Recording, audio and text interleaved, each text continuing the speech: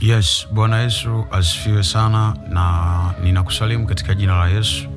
Kwa majina naitwa Prophet Gamaliel Mkailwa. Niko mahali hapa kwa ajili ya kushare na wewe mambo mawili matatu ambayo yatakusaidia katika kukulia ufalme wa Mungu. Bwana Yesu asifiwe sana. Maandiko yanasema, nanyi mtaifahamu kweli, nayo kweli itawaweka huru. Kuna baadhi ya mambo katika maisha hayaji kwa kuomba. Kuna baadhi ya mambo katika maisha hayaji eti kwa sababu ya kwenda kanisani, hayaji eti kwa sababu ya kumtegemea tu Mungu. Kuna mambo yanakuja kwenye maisha yetu kwa sababu ya kufahamu ukweli, na baada ya kufahamu ukweli basi unajikuta upo huru kabisa na maisha yako. So nikukaribishe sana katika kipindi hiki. Bila kupoteza muda, natamani tukajifunze kwa muda mfupi, tuweze kujifunza. Leo kuna jambo nataka nigusie kwa ajili yako ambaye unanitazama, hasa katika mwezi huu wa kwanza. Watu wengi wapo katika hali ya kufunga na kuomba. Kila kanisa na kila mahali wako na prayer point zao. Wengine mfungo wa kumiliki mwaka, wengine mfungo wa kupokea baraka, wengine mfungo kila mtu ana prayer point yake ambayo anaenda nayo katika wakati huo. So kabla tujaendelea na somo, wacha niombe kwa ajili ya somo hili, na Roho Mtakatifu akayafunue yale ambayo amekusudia kukusaidia wewe, akakufundisha sawasawa na mapenzi yake. Baba, asante kwa ajili ya wakati huu mwema. Asante Roho Mtakatifu kwa maana wewe ni mwaminifu. Tazama, ni wakati mwema ambao watoto wako tunakwenda kujifunza. Bwana, ninaomba ukanitumie kwa ajili ya utukufu wako. Ninaomba ukamfundishe mtu huyu na kumwelekeza ile iliyo kweli yako. Kuna mahali yamkini alikuwa anaelewa ambavyo sivyo. Kuna mahali yamkini alikuwa anaelewa lakini bado hajawa anaelewa sahihi juu ya hili jambo. Naomba Roho Mtakatifu kwa neema yako mtu huyu asipite bila kujifunza jambo jipya siku ya leo. Imeandikwa, mtaifahamu kweli, nayo kweli itawaweka huru. Maandiko yanasema tunaangamia kwa kukosa maarifa. Ninaomba siku ya leo Bwana ukampe maarifa ambayo yatamfanya asiendelee tena kusota katika jambo lile lile kila siku kwa sababu ya kukosea mahali. Ninakushukuru Roho Mtakatifu na ninaliamini neno lako. Asante. Amen. Yes. Bila kupoteza muda, leo nataka nizungumzie juu ya jambo moja ambalo watu wengi wamekuwa wakilifanya, na nataka nizungumze kwa ajili ya kitu kinaitwa siri ya kufunga. Siri ya kufunga. Nataka nizungumzie hapo kwa habari ya kitu kinaitwa siri ya kufunga. Unajua kwa nini unafunga? Unajua kwa nini unafunga? Baadhi au mambo yote usipojua siri yake, manake hauwezi ukanufaika na hilo jambo, hauwezi ukaona matokeo. So in order to see the results about something, ni kwamba lazima uweze kujua siri yake. Ili uweze kuona matokeo kuhusu kitu fulani, inabidi ujue siri yake. So today we are going to learn about mysteries about fasting. Nataka tujifunze siri kwa habari ya kufunga. Bwana Yesu asifiwe sana. Siri kwa habari ya kufunga. Sasa kabla tujajifunza kwa habari ya siri kwa habari ya kufunga, wengi mmekuwa mkisikia neno kufunga, na wengi mmekuwa mkiyafanya hayo miaka na miaka. Kufunga si neno geni sana. Nadhani umekuwa ukilisikia na umekuwa ukiyafanya hayo makanisani kwenu, misikitini. Karibu kila dini huwa ikifanya hili jambo linalohusiana na kufunga.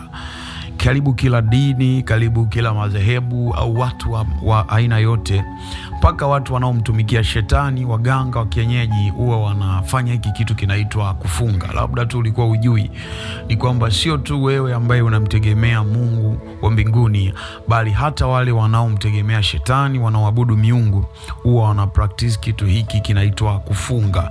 Kwa nini kufunga? Kwa sababu kufunga sio kufunga ni kanuni iliyowekwa na Mungu directly. Hii ni kanuni iliyowekwa na Mungu. Kuna mambo yaliwekwa na Mungu kama kanuni, na kanuni huwa ibadiliki.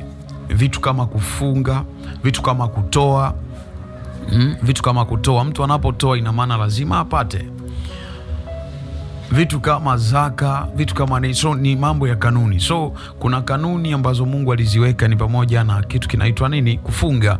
Kufunga ipo na watu wanaifanya wa aina yote, na kila anaifanya hii lazima ayaone majibu, kwa sababu kuna kanuni anaifuata. Bwana Yesu asifiwe sana.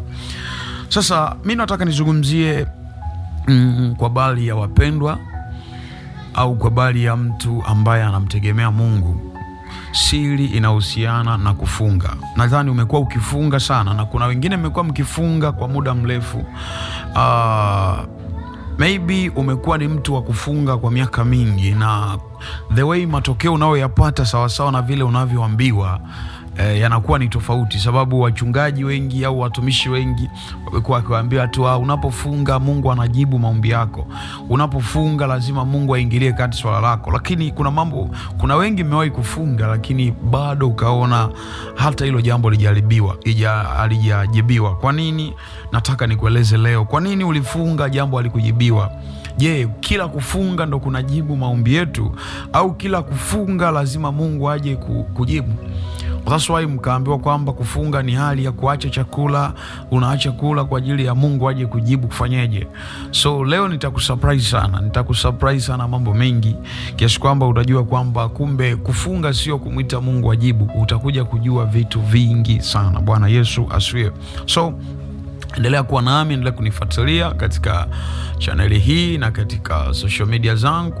Endelea kufuatilia huko TikTok, Instagram, Facebook, lakini pia na YouTube. Ukiandika pale Prophet Gamaliel Mkailwa utanipata, lakini YouTube ukiandika Eligibo Embassy Church utaikuta pale akaunti yetu. Instagram ukiandika tu Gamaliel Mkailwa, TikTok ukiandika Gamaliel Mkailwa, Facebook ukiandika Gamaliel Mkailwa utaiona akaunti hiyo. Na ni vyema sana ukasubscribe, ukaturn on notification ili kwamba kila baada ya kuwa tuna upload uweze kupata maarifa kama haya, na ukaendelea kujifunza siku kwa siku. Unajua hatukui kiroho kwa siku moja, tunakuwa kiroho siku kwa siku, na tunapozidi kujifunza. So yamkini ninachokiongea sio kwamba ukijui, yamkini unakijua, but kuna mahali yamkini unakijua au unakielewa, ila haukielewi vile ambavyo kilipaswa ukielewe. Bwana Yesu asifiwe sana. So today I want to talk about this thing. Naomba uwe makini sana kunisikiza. Kwa hiyo wengi mmekuwa mkiambiwa tu funga Mungu atajibu, na wengi wenu mjawahi kujibiwa hata baada ya kufunga. That's why kuna wengine mmekata tamaa kabisa kwamba nisiwezi kufunga, nifunge vya nini wakati niliwahi kufunga na sikujibiwa. So hujawahi kujua what's wrong with it kwa kuhusu hicho kitu. Kuna jambo gani baya linahusiana na hilo jambo? Nataka nikwambie jambo, mtu wa Mungu, ambalo litakusaidia sana siku ya leo. Hakikisha tu umesubscribe na turn on notification ili kuendelea kupata updates zetu. Kwa hiyo sitotaka nielezee sana kwa habari ya kuhusu kufunga, kuhusu nini maana ya kufunga, sio nini. Sitotaka nifundishe sana, but naenda moja kwa moja. Ili neno kufunga limekuwa maarufu sana, na watu wengi wamekuwa wakirequote au wamekuwa wakinukuu kutoka katika kitabu kile cha Marko 9:29. Marko 9:29. Yesu akawaambia wanafunzi wake, akawaambia namna hii haiwezekani kutoka kwa neno lolote isipokuwa kwa kuomba, kwa kufunga na kuomba. Yesu aliwajibu wanafunzi wake akawaambia namna hii haiwezekani isipokuwa kwa kufunga na kuomba. Kwa nini Yesu aliwaambia wanafunzi wake hivyo? Kuna mtu mmoja alikuwa na mtoto wake ambaye alikuwa amepata shida ya nini alikuwa amepata shida ya kifafa. So yule mtu akampeleka mwanae pale kwa wale wanafunzi wa Yesu, na hawakuweza kumponya. Ukisoma vizuri kuanzia mstari wa 10 na pale utajifunza mpaka kufika 20, utajifunza kwamba mtu huyu alivyompeleka mtoto wake walishindwa kumponya kifafa. Umeona? Lakini baadaye huyu mtu alimpeleka huyo mtoto wake kwa Yesu, na Yesu akamponya kirahisi sana. Alimponya kirahisi tu. Wanafunzi walitumia muda mwingi sana, walikuwa wakiomba, walitumia muda mwingi sana wakikemea, na hii hali imekuwa ya kawaida sana hata makanisani. Toka, tunakutoa. Shangaa mtu anatumia muda mwingi sana kuombea jambo na hakuna matokeo yoyote anayoyapata. So Yesu yeye alifanya ile jambo kirahisi sana. So wanafunzi baadaye kwa kweli ikawauma. Unajua sometimes inauma yani kwamba sasa mbona sisi tulistruggle sana. Ikabidi wamuulize baba, imewezekanaje kwa namna hii ili swala umeliwezaje kirahisi kiasi hiki? Mbona mimi mbona sisi tumestruggle kulifanya? Yesu akawajibu jambo moja, kwambia namna hii haiwezekani isipokuwa kwa kufunga na kuomba. Kwa Yesu akawapa siri, na ambapo wengi mmekuwa mkirikoti andiko, anasema namna hii haiwezekani isipokuwa kwa kufunga na kuomba. Namna hii haiwezekani isipokuwa kwa kufunga na kuomba. Kwa nini Yesu alizungumza namna hii? Alizungumza jambo hilo. Kwani alisema namna hii? Kwa namna nyingine, kitu kinachoitwa namna ni jambo lolote ambalo limeshindikana kwa jinsi ya kawaida. Namna ni kitu ambacho kimeshindikana kwa jinsi ya kawaida. Unajua hata kwenye habari ya vifungo au kwa habari ya roho na baadhi ya vitu ambavyo vimefunga watu, vinatofautiana level. That's why unaweza kuona baadhi ya watu kila siku wanaenda kanisani tangia Januari mpaka Desemba, huwa anaendelea kuanguka tu, anaendelea kudondoka. Na kwa sababu furaha ya mchungaji wa kanisa hilo, unakuta furaha yake ni kuona watu wanadondoka, labda ataona ya kwamba watu wajui kwamba kuna nguvu ya Mungu katika kanisa hilo, asijue ya kwamba kumbe ndani yake hakuna kiwango cha kuweza kumsaidia mtu huyo. So the best solution of this ni kwamba sio mtu kuendelea kudondoka kila siku, au sio mtu kuendelea tu kuanguka kila siku mapepo ndio ionekane kwamba kuna nguvu ya Mungu katika kanisa hilo. But maandiko yanasema ufalme wa Mungu haupo katika maneno bali katika nguvu. Ufalme wa Mungu haupo katika maneno bali katika nguvu.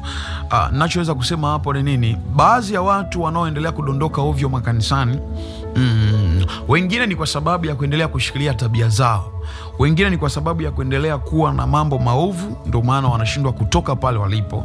Lakini baadhi yao sio makosa yao. Unakuta mtu kabisa amesema mimi nimekubali kuacha hiki na anaamua kukaa katika jambo fulani, lakini unakuta bado there are unclean spirits zijamwachia katika maisha yake. Kwa nini? Unakuta huyu muombezi au muombeaji bado kuna kiwango hajafika kuweza kumtolea mtu ya aina ya kifungo hicho. Aidha inaweza kawa ugonjwa au inaweza kawa ni jambo lolote. So hata haya magonjwa katika ulimwengu wa roho au mavifungo yana level tofauti na lenki tofauti. Kwa hiyo wanafunzi wa Yesu haina maana kwamba walikuwa hawana uwezo wa kutoa pepo au walikuwa hawana uwezo wa kuzitoa roho chafu ndani ya watu, but inategemea ni roho ipi ambayo inakuwa imemfunga mtu. So roho zina viwango tofauti tofauti na nguvu tofauti tofauti na dimension tofauti tofauti. So Yesu anawafundisha wanafunzi wake, anambia namna hii haiwezekani isipokuwa kwa kufunga na kuomba. So namna ni kitu gani? Namna ni jambo lolote ambalo limeshindikana kwa namna ya kawaida au kwa jinsi ya kawaida. Ni jambo lolote limeshindikana kwa jinsi ya kawaida. Ulevi ni namna, zinzi ni namna, kuvuta bangi ni namna, ushoga ni namna. So vile vitu ambavyo vimeshindikana kwa namna ya kawaida, ambacho hata mtu mwenyewe anajitahidi hata kuitumia imani yake, basi kwamba ngoja nitumie basi imani yangu kwamba nivikatae, kwa sababu sometimes unaweza kumwambia mtu ili jambo lisikupate likatae kuanzia ndani yako. Analikataa kuanzia ndani yake. Exactly kabisa. Ana refuse, anakataa ndani yake kwamba mimi sikutaki wewe ugonjwa, sikutaki wewe hali, but still ile hali imemshikilia. Kwa nini imemshikilia? Ile sio hali ya kawaida, ni namna. Kwa hiyo kuna baadhi ya mambo hayaondoki kwa namna ya kawaida, hayaondoki kwa maombi ya kawaida, hayaondoki kwa maombi ya kilele mama. Nadhani unawe nitazama unanisikia. Kuna kifungo akiondoki kwa namna ya kilele mama tu. Unajua wengi ambao msiojua mmeaminishwa tu kila kitu ukisema kwa jina la Yesu kitatii. Jina la Yesu ni kweli lina kila kitu kinatii jina la Yesu, ila inategemea ni dimension gani au ni kiwango gani cha nguvu. Kiwango gani cha nguvu? Hapa sizungumzii mamlaka. Kila aliyeokoka au kila aliye na Mungu au kila anayemwamini Mungu, maana yake automatic Mungu anampa mamlaka. But kuna kitu kinaitwa nguvu. Kuna kiwango cha nguvu, kiwango cha ujazo kinatakiwa kuondoa jambo fulani. Hello. So naweza nikakusurprise jambo fulani ambalo ni la ajabu sana.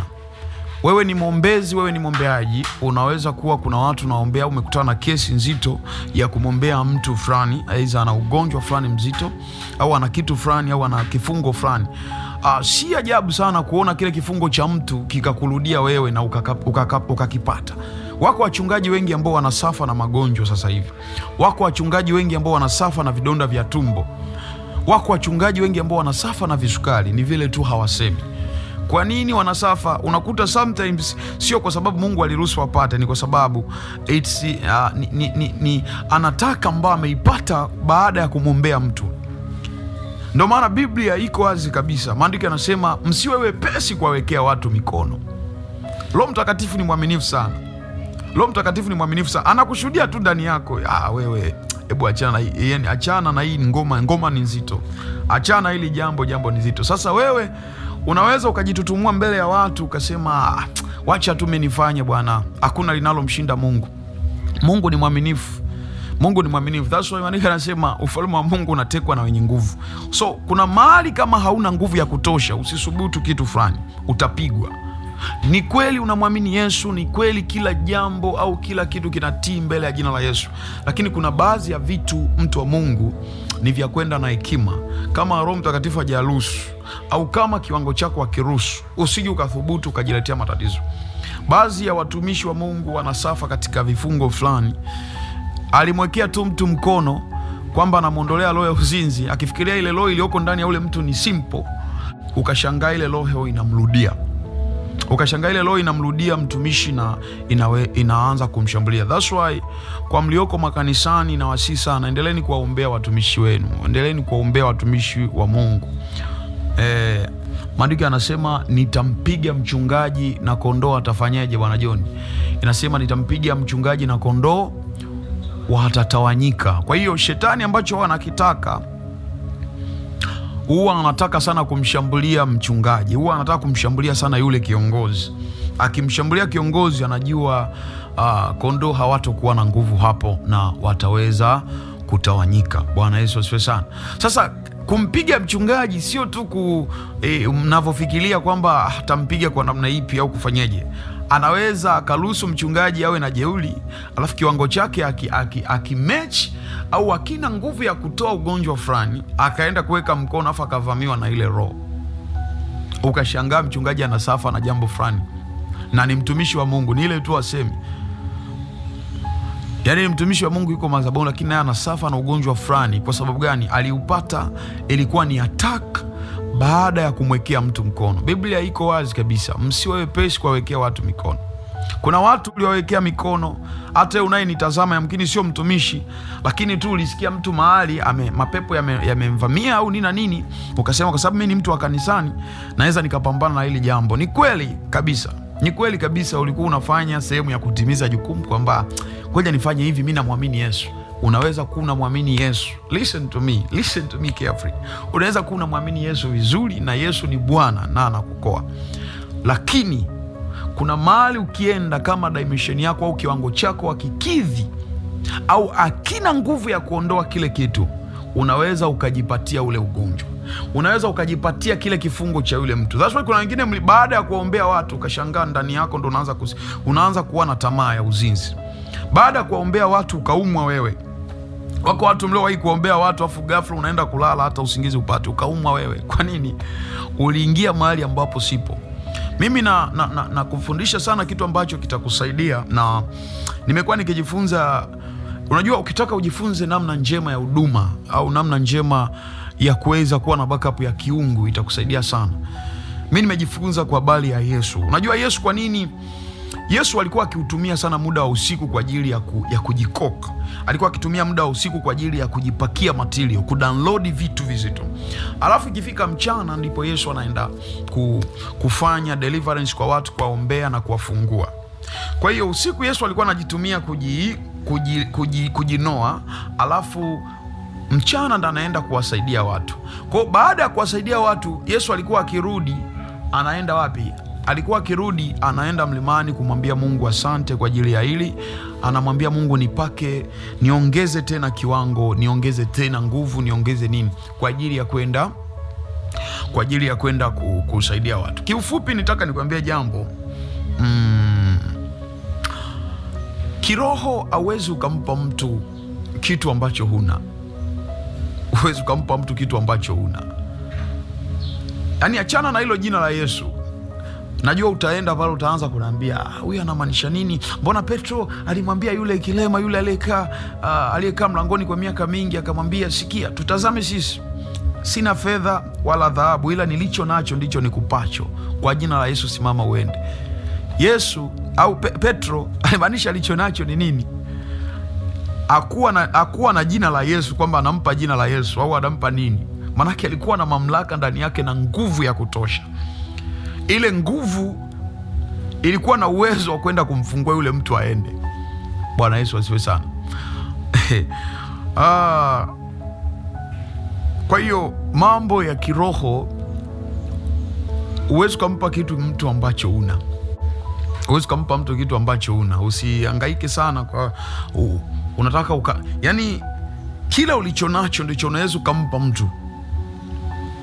That's why sio kila mtu anafaa sana kufundisha somo la Roho Mtakatifu. Kwa mfano somo la Roho Mtakatifu, kuna mtu anaweza kuwa ni mzinzi afa anaenda madhabahuni kufundisha somo la Roho Mtakatifu.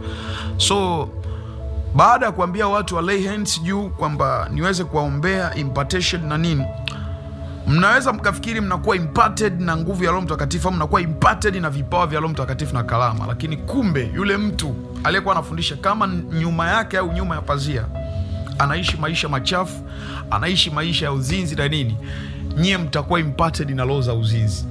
Nyie mkifikiria mmepokea nguvu ya Roho Mtakatifu, kumbe mnapokea kuwa wazinzi, mnapokea kuwa nini. So alichonacho mtu ndicho anaweza kumpa mtu. Usiangalie sana maneno ya mtu anayoyatamka. Usiangalie sana mtu anavyosema huko nje, hivi na hivi na hivi. Alichonacho mtu ndicho anaweza kumpa mtu. Bwana Yesu asifiwe sana. Nakumbuka juzi Jumapili iliyopita, ilikuwa tarehe ngapi vile? Jumapili iliyopita kuna mama mmoja alifika hapa kanisani. Alikuwa ni mlemavu. Anasema ana miaka 4 hatembei. Yani amekuwa ni mlemavu, anatembelea magongo. So akaweza kufika hapa. So alipofika hapa kanisani, alipofika hapa ibadani, wakati tunamaliza ibada nikasema nipe kiti, nikakaa naye, nikaombea wengine wote, nikaenda nikakaa naye. Yule mama cha kwanza alikuwa na matatizo sio chini ya moja. Cha kwanza matatizo ya macho yanaona ukungu. Cha pili miguu imevimba, alafu haina nguvu, kwa anatembelea magongo. Yani kitendo cha kutoka, hata alivyofikishwa kutoka barabarani au kutoka barabarani aliposhukia hadi kufika kanisani ni sehemu ndogo sana, ni hatua kadhaa tu, lakini alitumia nusu saa kufika kanisani, akiwa na watu wanaomsindikiza kumkamata, kufanyaje. Jaribu kujiuliza, manake hii issue ilikuwa ni kesi nzito, na nakwambia ni kwa miaka 4 ameteseka. So amefika hapa, tumefanya ibada vizuri. Mimi nika baada ya kumaliza ile ibada nikamwambia okay, nikakaa naye, nikamwambia unamwamini Mungu? Unaamini kama Yesu anaweza kukuponya? Okay. Nitazame mimi, niangalie usoni. Akanaangalia. Alivyoniangalia nikamwambia vua hiyo miwani, umeshapona. Yani wanangu wa kiroho wengine wako wanashangaa, hii issue mbona simple sana inafanyika. Nikamwambia umeshapona. Wala sikuwa na muda wa kusema toka nafuja. Unajua kuna mahali hapahitaji kelele, kuna mahali panahitaji kiwango kitaongea. Nikamwambia umeshapona. Miguu ina shida gani? Anamwambia miguu haina nguvu, lakini pia nilienda hospitali wakaniambia mfupa, niliwahi kupata ajali, wakaniambia mfupa imetokeza, kwa hiyo mifupa haijakaa kwenye sehemu yake, yani mifupa imetokeza nje na njia yake, kwa hiyo ile mifupa imetengeneza kama miba na nini. Na kweli akinionyesha ile miguu naiona kabisa jinsi mifupa ilivyofanya, imetokeza hadi kwa nje. Nikamwambia okay, sio kesi. Nikamwekea mikono pale, nikamwambia mtu mwingine, kwa sababu kuna nidhamu ya kitumishi, of course, so kila mtu lazima wewe, kama unanisikiliza wewe ni mtumishi, hata kama mtu ana tatizo sio kwenye ziwa, kwenye nini, usikimbilie tu kuweka mkono. Nadhani hiyo sio jambo jema sana. Unaweza kumwamshia mtu hisia, mko ibadani ukashangaa mtu anaanza kuwaza mengine. Kwa hiyo nikamwambia pale mwanamke aliyekuepo pale, nikamwambia mshike. Alivyoshika nikaweka mkono, nikamwambia ninaamuru kuanzia sasa hivi mifupa ya mama huyu inyoke. Mahali ambapo ilikuwa na dosari nikamwambia pakae sawa kuanzia sasa katika jina la Yesu. Nikamwambia mahali ambapo palikuwa na dosari kuanzia sasa pakae sawa. Mifupa ikanyoka wakati ule ule, yani on the spot. Na mimi nashuhudia, nashangaa mguu unarudi, kila kitu kinakaa sehemu yake, umeona. But kwangu mimi haikuwa ajabu, lakini kuna wanangu walikuwa wanashangaa sana. Jamani, mpaka wengine wanalia, wanasema sijawahi kuona kitu kama hiki. Sasa nini ambacho nataka kufundisha hapo? Yule mama akapona na akawa mzima mpaka sasa. Nini ambacho nataka kukufundisha hapo? Sio kwamba kwa sababu tu umeokoka au kwa sababu tu upo kanisani. Sio kwamba kwa sababu tu upo kanisani ni kwamba kitu chochote kinawezekana kirahisi, au na wewe unaweza kuponya. Usije ukadidanganya tu umetoka zako kwenye mfungo tu wa siku 3 ngapi, kuna ile kimoyo. Unajua mtu akitoka kwenye mfungo anasema nikifika, yani akiniletea hata kilema ataweza kupona siku ya leo. Hiyo yote iliwahi kutukuta na tukaaibika huko nyuma, tukifikiria mfungo unaweza kuwa na msaada wa kufanya umuinue kilema. Nataka nikwambie kuna mahali dimension itaamua, au kiwango chako mahali ulipo kitaamua ufanye baadhi ya deliverance gani, baadhi ya ukombozi gani. Nilishawahi kusali kanisa moja nilishawahi kwenda kanisa moja, nilishawahi kuona mtumishi mmoja, sitotaka nimseme wala nini, lakini nakutolea tu mfano kwamba baadhi ya vifungo au baadhi ya vitu havimaanishi, unajua, haimaanishi kwamba kwa sababu umemtumikia Mungu kwa muda mrefu au umetumika na Mungu kwa muda mrefu kuna vitu utavifanya. Kama hujaingia katika kiwango fulani hauwezi kuvifanya. Hilo kesi ambayo mama alikuja Jumapili na akainuka kiurahisi. Hiyo kesi ambayo mama alikuja na akainuka kirahisi iliwahi kutokea nikiwa kanisa fulani. Mtumishi, kuna mlemavu alikuja pale kanisani, amekuja vizuri. Mtumishi akavaa ujasiri. Unajua sometimes watumishi wavaa ujasiri kwa sababu ile tu waone asiaibike kwa watu. Kavaa ujasiri. Leo Yesu atafanya maajabu, mleteni mbele huyo. Mleteni mbele. Kampeleka mbele. Tumempeleka mbele na mimi nilikuwepo, nikamshika, tukampeleka mbele ule mlemavu. Msimamishe hapo. Ninaamuru kama mimi ni mtumishi wa Mungu kweli na hii ni madhabahu nayoitumikia, kuanzia sasa nguvu zijae kwenye miguu yako na uwe mzima. Akasema naamuru utembee leo kwa miguu yako. Sasa mtumishi akawa naamuru yule mama aweze kutembea, lakini matokeo yaliyopatikana au outcome iliyokuja ni kwamba kilichotokea ni kwamba yeye ndiye aliyetembea. Yaani mtumishi ndiye alijikuta akitembea na sio yule mgonjwa aliyekuja. Kwa hiyo mtumishi ndiye alijikuta akitembea ila sio mgonjwa alikuwa na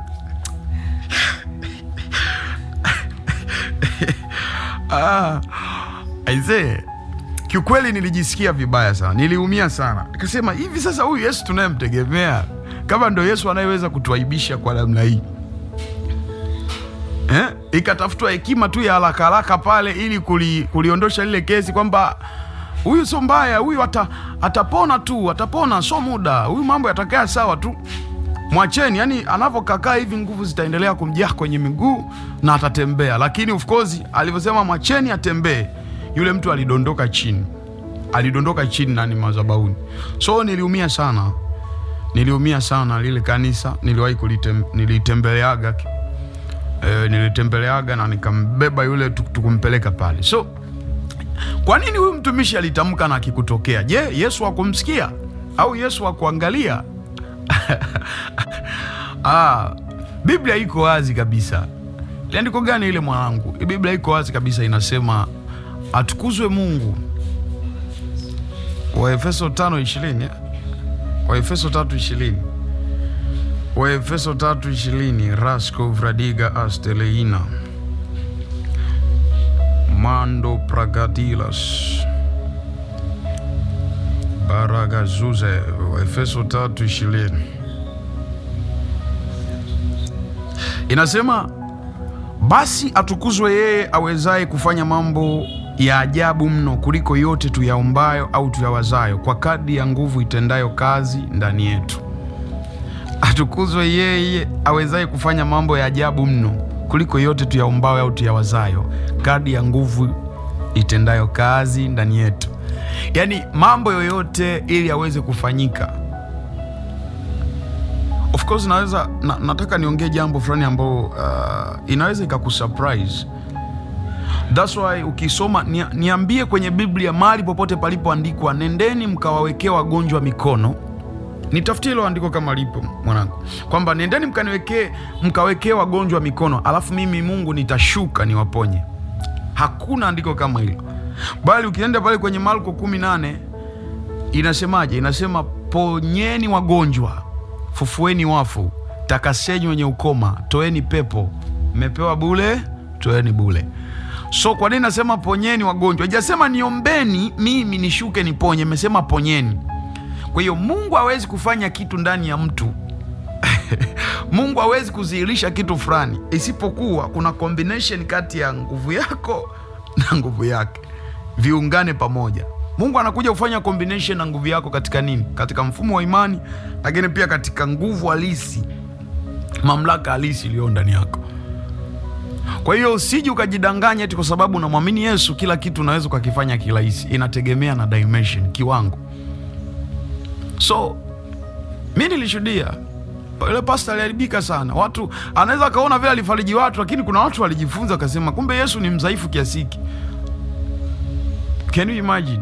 Watu wangapi leo wanasababisha Yesu anadhalilika kwa sababu ya kutaka kudhihirisha vitu fulani na haviwezi kuwa.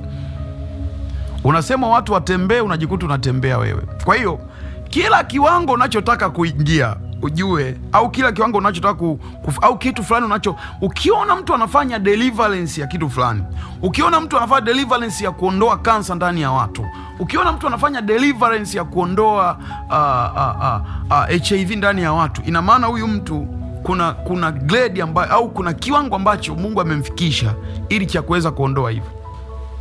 Achana na ile kuwaombea tu watu. Unajua wengi sasa hivi ni watu ambao, au watumishi wengi ni wale wanaoamini vitu vinavyoweza kuwatoka watu ni vitu vya kichawi. Right? Wanaamini kwamba vitu vinavyoweza kuwatoka watu ni vitu vya kichawi, vya kurogwa, kwamba ukija na ugonjwa wa kurogwa, HIV ya kurogwa, ndio anapata ujasiri wa kukombea kwamba hiyo inaweza ikaondoka kirahisi. Lakini wanasahau au mnasahau ya kwamba neno la Mungu linasema mambo yote yanawezekana kwake yeye aaminie. Ijasema mambo ya uchawi, ijasema mambo ya kulogwa, imesema mambo yote yawezekana kwake yeye aaminie. Ukimwamini Mungu chochote kinawezekana. Ukimwamini Mungu lolote linawezekana. So nakumbuka nilikutana na binti mmoja hivi. Anyway, yeye huwa amenipa uhuru wa kusema na uhuru wa kudadi, kwa sababu yeye mwenyewe anashuhudia.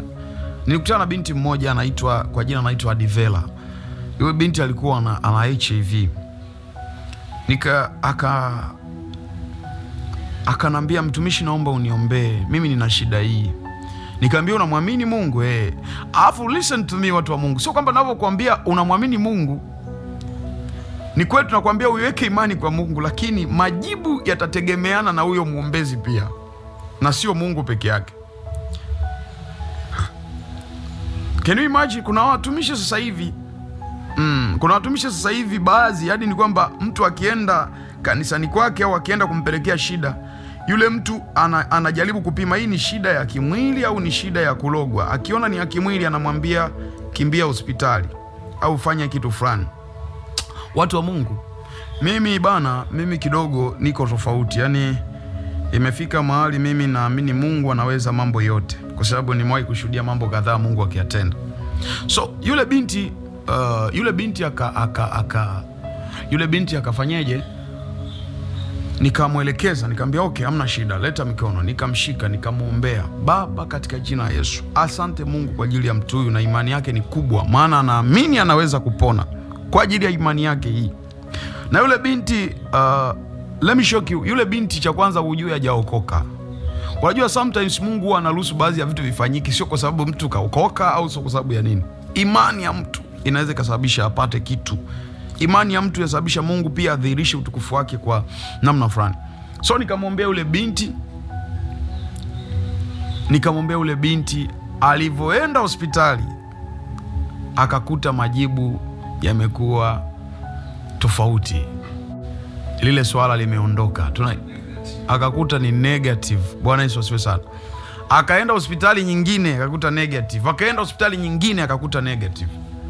But wakati naongea naye hata kabla ya kumwombea, nilimwambia ili shida imeanza lini? Akanambia tu kweli.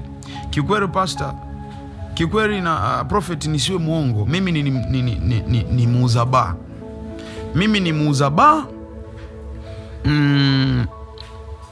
Ili tatizo limenipata kwa sababu ya uzinzi. Mimi nilikuwa nazini, nilikuwa natembea na wanaume tofauti. Hapa kwenyewe nina mimba na sijui ni ya baba yupi.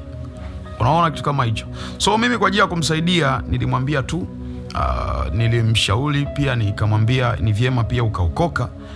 Namshukuru Mungu kwa sasa alishaokoka. Lakini akuokoka pale, unajua kuokoka sio swala pia la siku moja tu unamforce mtu okoka ndio utapona. No, kuna baadhi ya watu ni kwamba zilisha tu utukufu ambao Mungu amekusudia na Mungu atamsaidia mbele kwa. Basi nikamwombea,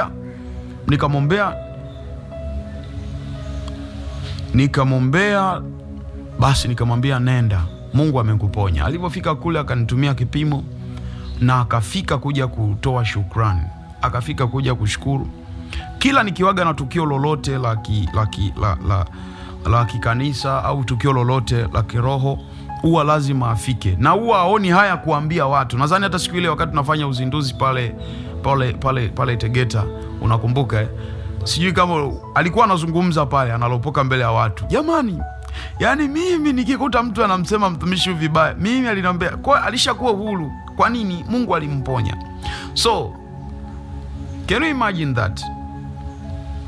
Kwamba huo ni ugonjwa ambao umetumwa kwa njia ya nini? Huo ni ugonjwa ambao umetumwa sio kwa njia ya kichawi, ni ugonjwa wa kuzini kabisa.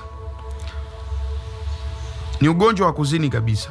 So at the matter of fact ni kwamba ukweli ni kwamba kiwango chako ndo kitaamua aina ya vitu vya kuweza kusolve. Usitake kwenda kufanya mitihani ya la 7 wakati upo chekechea. Usitake kwenda kufanya mitihani ya form 6 wakati upo darasa la 4. Utaumbuka. So ule binti kwa neema ya Mungu, sisemi kwa sababu ya juhudi zangu, kwa nini? Kwa neema ya Mungu akaweza kupona. Lakini wako watumishi ambao akikutana na kesi yoyote anakimbia, anamwambia kimbilia hospitali. Kimbilia hospitali.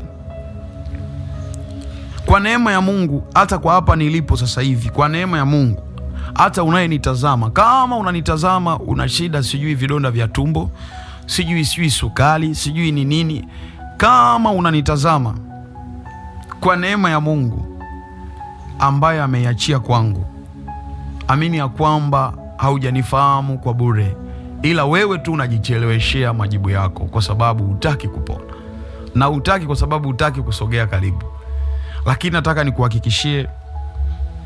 nikuhakikishie kitu kimoja, kwamba Mungu tunayemtumikia ni Mungu halisi. Ni Mungu pure. Anafanya vitu pure. Sio Mungu, kuna baadhi ya vitu sio tuishie kuaidiana tu. Kuna baadhi ya vitu tunahitaji tuone Mungu akitenda. Bwana Yesu asifiwe sana. Kwa hiyo mimi nikashuhudia mambo mengi yakifanyika, nimeona mengi, lakini mimi ninaamini kwamba Mungu anaweza mambo yote. Nakumbuka kipindi fulani mwanangu wakati anazaliwa, mtoto wangu wa kwanza Brianna, wakati anazaliwa alikuwa na ile hali analusha mikono, inaita nini? Degedege, unaita degedege. But ile issue when it comes kwenye issue ya kudevelop huwa inakuleta hadi kifafa. Nadhani ndio inatani inakuwa kifafa, si ndio hivyo? Yeah. Nikajaribu kushirikisha watu kadhaa, jamani mtoto wangu mbona analusha? Kwa sababu mimi nilikuwa sijawahi kulea, mimi sijawahi kuwa na mtoto. Sijawahi kuona kitu kama hicho. Wakanambia hiyo ni swala la kawaida. Hayo ni mambo ya kawaida. Just imagine unakutana na watu wengi. Kuna baadhi ya mambo wewe unapitia alafu watu wanakuambia ni mambo ya kawaida tu. Vitu vingi ambavyo vimewafunga watu wao vinaonekana vitu vya kawaida. That's why maandiko yanasema katika Isaya, inasema ya kwamba msiwe watu wa kudharau vifungo. Nilipowauliza watu kadhaa, nikashirikisha hata baadhi ya watumishi, jamani, mtoto wangu hivi na hivi. Yaani nataka niwaambie kitu kimoja. Mimi nilikuwa naamini sana kwenye kumpatia mtu aweze kumwombea mwanangu au kufanya kitu fulani au chochote anahitaji, mtumishi, naomba uniombee. Niliacha kuwatafuta watu waniombee baada ya kuja kukutana na mambo mazito, alafu nilivyoambiwa wakaniambia ni mambo ya kawaida tu, mpeleke hospitali. Lakini mimi nikajaribu kupima, ni mambo ya kawaida kweli haya? Hivi ni vitu vya kawaida kweli hivi? Basi nilivyoambiwa mpeleke hospitali, nikayasikia maneno yao. Nilivyoyasikia maneno yao, nikajaribu kuchukua dawa ya hospitali, lakini haikumsaidia mtoto chochote. Ndio tatizo linaongezeka zaidi. Lakini ndani yangu bado ile neno linanijia, yote yawezekana kwake yeye aaminie. Kumbe unaweza kuwa upo mahali fulani, pasta wako anayekuongoza imani yake ikawa chini kuliko wewe. Hiyo naomba utanisamee tu, naomba utanisamee tu, wala usijisikie vibaya. Hata kama kuna mtumishi wa Mungu unanitazama, unaweza kuwa unaongoza kundi la watu, lakini imani yako ikawa haba kuliko unaowaongoza. That's why mimi nawaambiaga watu siku zote, hata juzi nilikuwa nawaambia wanangu, nikamwambia ukosa kalama zote, ila usikose kalama ya imani. Kalama ya imani ndio inaofanya mengi yafanyike. Bwana Yesu asifiwe sana. Kalama ya imani ndio inafanya miujiza ifanyike. Huwezi kufanya miujiza bila imani. Huwezi kufanya uponyaji bila imani. Huwezi kufanya unabii bila imani. Ukikosa imani utakuwa muoga. Nikiongea hapa watanionaje? Nikifanya hivi watu watanionaje? That's why utakuwa mtu wa kusema, wa kuanza kubumba. Yaani unajua kabisa imani ikijaa ndani yako itakutuma yule ndo mwenye shida hii na hii na hii na hii. Lakini utaogopa, utaanza tu, kuna mtu yoyote hapa anaumwa tumbo, kuna mtu yoyote hapa labda kuna hiki kitu fulani. Kwa nini unasema hivyo? Kwa sababu unaogopa kwamba nikimpoint yawezekana akasema sio yeye. Imani. Kwa hiyo fanya vyote, usikose kalama ya imani. So mimi nikamchukua mwanangu, nikamnyenyua juu. Siku ule nakumbuka, nikaomba, nikamwambia Mungu, ikiwa yote yanawezekana kwako, wewe nikuaminie. Hii hali naomba ifutike kuanzia leo. Mimi siamini mambo ya hospitali. Ni kweli waganga wapo, madaktari wapo kwa ajili ya kutusaidia baadhi ya vitu fulani, lakini sio kila kitu. Kwa imani niliyoionyesha na kufanyaje, mtoto ile hali nilivyomshusha ilikata mpaka leo. Mimi mke wangu alitakiwa ajifungue kwa operation. Just imagine, unayenitazama, yamkini ulijifungua kwa operation. Kwa sababu gani? Uliruhusu. Mke wangu mimi alitakiwa ajifungue kwa operation, lakini nilikataa. Ilidiliki kwenda kumpokonya hospitali. Nikasema hapana, nipeni akajifungulia nyumbani, nitakuwa daktari wake mwenyewe. Nikapigiwa hadi simu na baadhi ya watumishi, unajua ukijifanya una imani kuliko walio kutangulia itakupelekea pabaya, utaleta matatizo, utafungwa, utaleta shida. Paka wenye nyumba au majirani zangu wakanifuata wakasema, aisee, hii swala tutaenda kukushtaki, mpeleke mke wako hospitali. Nikamwambia simpeleki hospitali kama ni swala la operation. But nataka nikwambie, imani yangu ilizaa matokeo. Alijifungua salama kabisa bila shida yoyote. Paka leo mke wangu yupo. So kuna baadhi ya vitu usiruhusu tu kirahisi. Ndio maana mimi nasemaga, ukikosa imani, ukikosa kalama ya imani umeisha.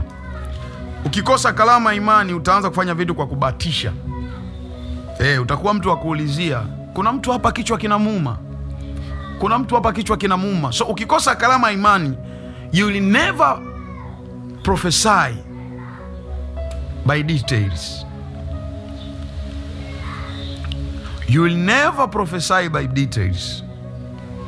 You will never do forensic prophecies. Hauwezi. Ukiona watu wana prophesy kwa detail, ukiona mtu anaweza kutoa unabii, anaongea kwamba ilikuwa hivi na hivi, moshi ukafanya hivi na hivi, anakwambia, ina maana kalama ya imani inafanya. Ni kweli pale kuna kitu kinaitwa neno la maarifa na kalama ya unabii, lakini akikosa kalama ya imani hawezi kuwa. Unakumbuka mwanangu siku ile wakati upo Kigoma na kupigia simu, nakwambia mama yako, kuna hapo unapokaa huyo mama mchana, jioni, nisema jioni,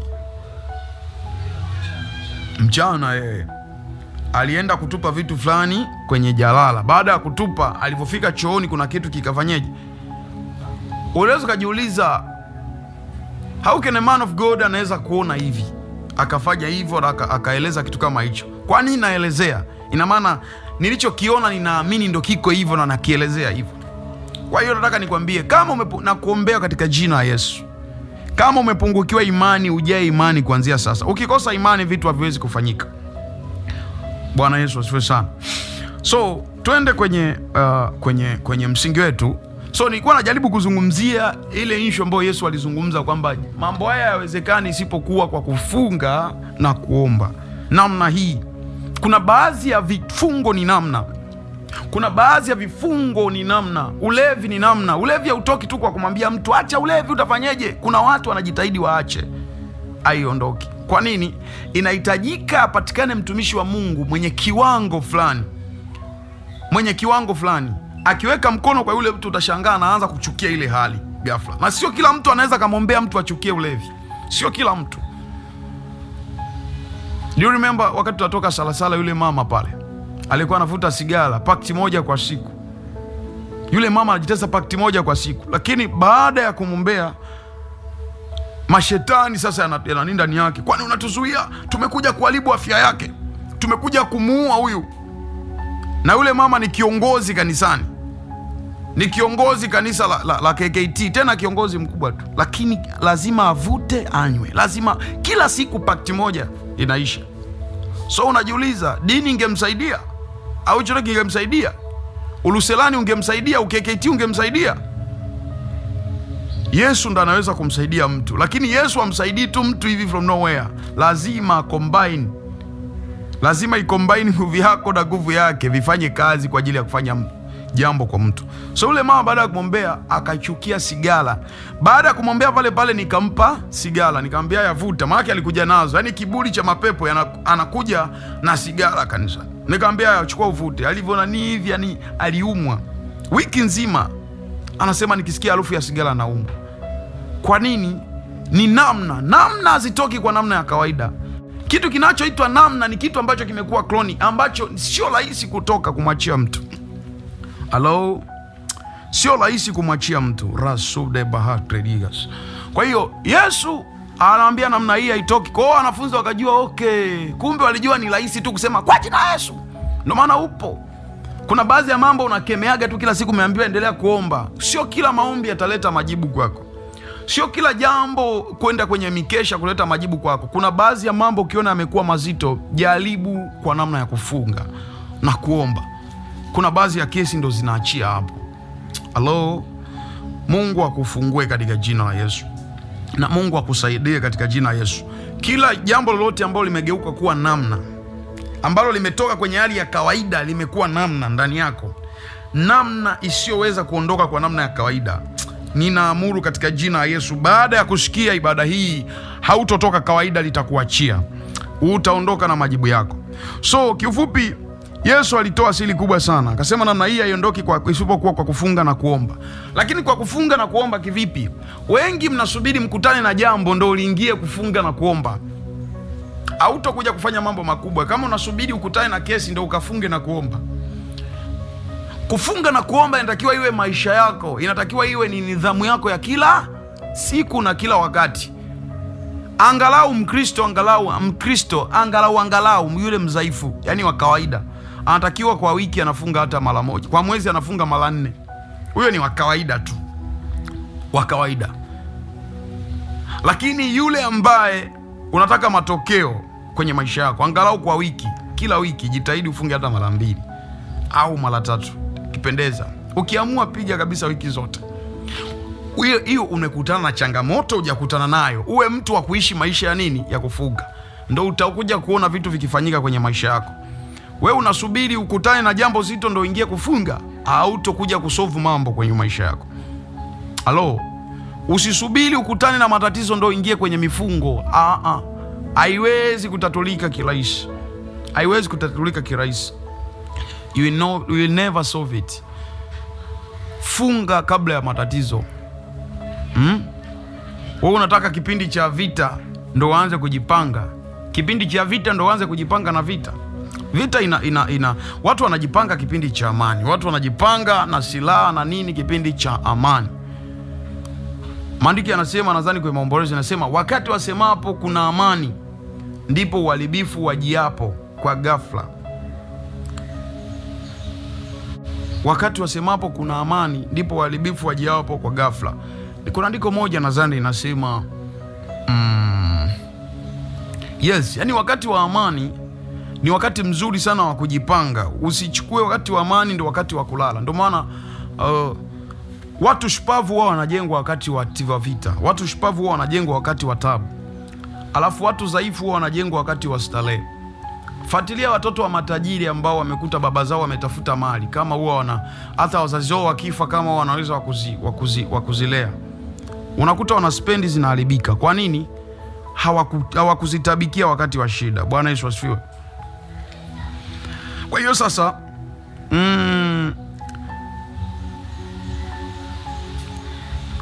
kama Yesu aliwaambia watu hivyo, sasa nataka ni kusurprise jambo. Kufunga ni nini sasa? Kufunga ni kitu gani? Kufunga ni kitu gani? Mimi nataka ni kuelezea tofauti na vile ambavyo umekuwa ukizoea kwamba kufunga ni hali ya kuacha chakula nini na nini. Ukifikiria kufunga ni jambo moja tu. Wengi mifungo yenu sio mifungo. Wengi mnafanya diet. Wengi umekuwa ni watu wa kufanya diet.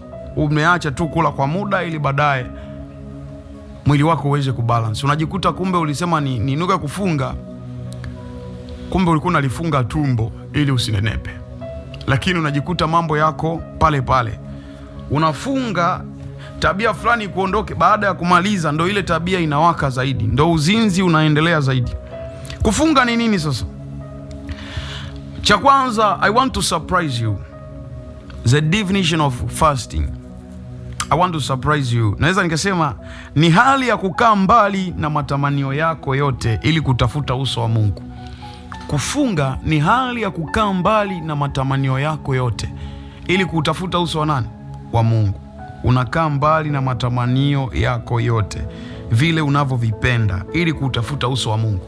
Sasa matamanio, watu wa Mungu, matamanio sio tu chakula. Matamanio sio tu chakula. Matamanio tu sio nini? Matamanio yanaweza kuwa nguo. Matamanio yanaweza kuwa viatu. Matamanio kile ambacho unakipenda na unaonaga siwezi kuishi bila hiki. Matamanio yanaweza kuwa mziki. Matamanio yanaweza kuwa kushika simu, kuangalia TV, kuangalia nini. Ukiacha kuviangalia vile ukajinyenyekeza mbele ya Mungu, manake nao ni mfungo. Matamanio yanaweza kuwa kutembea peku, yani kwamba wewe huwezi kutembea peku kwa gharama yoyote, lakini ukaamua kutembea peku kwa sababu ya Mungu, kwamba mwezi huu sivai viatu. Mwezi huu mimi wasiwezi kula nyama, labda huwezi kula nyama, yani huwezi kukaa bila wiki kuisha bila ujala nyama. Unasema wiki, yani mwezi mzima nitakuwa nikila mchicha kwa ugali. Nakula ugali na mchicha chukuchuku. Ni mfungo nao. Manake unakaa mbali na matamanio yako ili kutafuta uso wa Mungu. So, kufunga ni Mungu anakuita. Ni Mungu ndiye anakualika kufanya jambo fulani au kuwa toleo lako halisi. Baada ya kukaa mbali na matamanio ya Mungu, manake unaingia katika invitation ya Mungu kukuita kukufanya kuwa toleo lako halisi. Nikisema toleo lako halisi, wengi wenye simu kubwa nadhani mnanielewa. Wengi mnaotumia application, kwa mfano unatumia application maybe WhatsApp. Kuna kipindi unavyoitumia WhatsApp, kuna kipindi itakutaka uweze kuiupdate. Na usipo update inaanza kuwa nzito, inachelewa kujibu message, kureply, kurespond. Kwa nini? Hata simu zingine zina mfumo huo, hasa za Android. Kuna kipindi zinataka uweze kuziupdate. So Mungu anapokuita anataka kukupeleka kwenye version yako. So unakuta kipindi hicho sasa WhatsApp kuna version wameiachia. Na hiyo version ndio wanahitaji uweze kuipata. Sasa wewe ambavyo unataka kuidownload, ina maana WhatsApp yako inaanza kuwa nzito. Na ndio hivyo, mtu ambaye ufungi, uishi maisha ya kufunga na kuomba, ina maana unaanza kuishi unaanza kuwa old version. Unaanza kuwa old version. Kuna version ambayo Mungu anaikusudia ndani yako. Kuna kitu ambacho Mungu anakisudia ndani. Kuna namna Mungu anakusudia uwe. Lakini kwa sababu uitikii na kuweza kukubali kufunga na kuomba, unajikuta unakaa kizamani. Bwana Yesu asifiwe sana. Kwa hiyo Mungu anakuita ili akufanye kuwa toleo jipya, toleo halisi. Toleo halisi la kwako na sio toleo ambalo sio la kwako. Kuna watu mnatumia laptop au unatumia kompyuta. Nikizungumzia kwa mfano kwa habari ya kitu kinaitwa Windows, nadhani unanielewa. Kuna toleo halisi. Just imagine unakutana na mtu sasa hivi anatumia Windows 7. Sasa hizi tupo Windows ngapi hivi?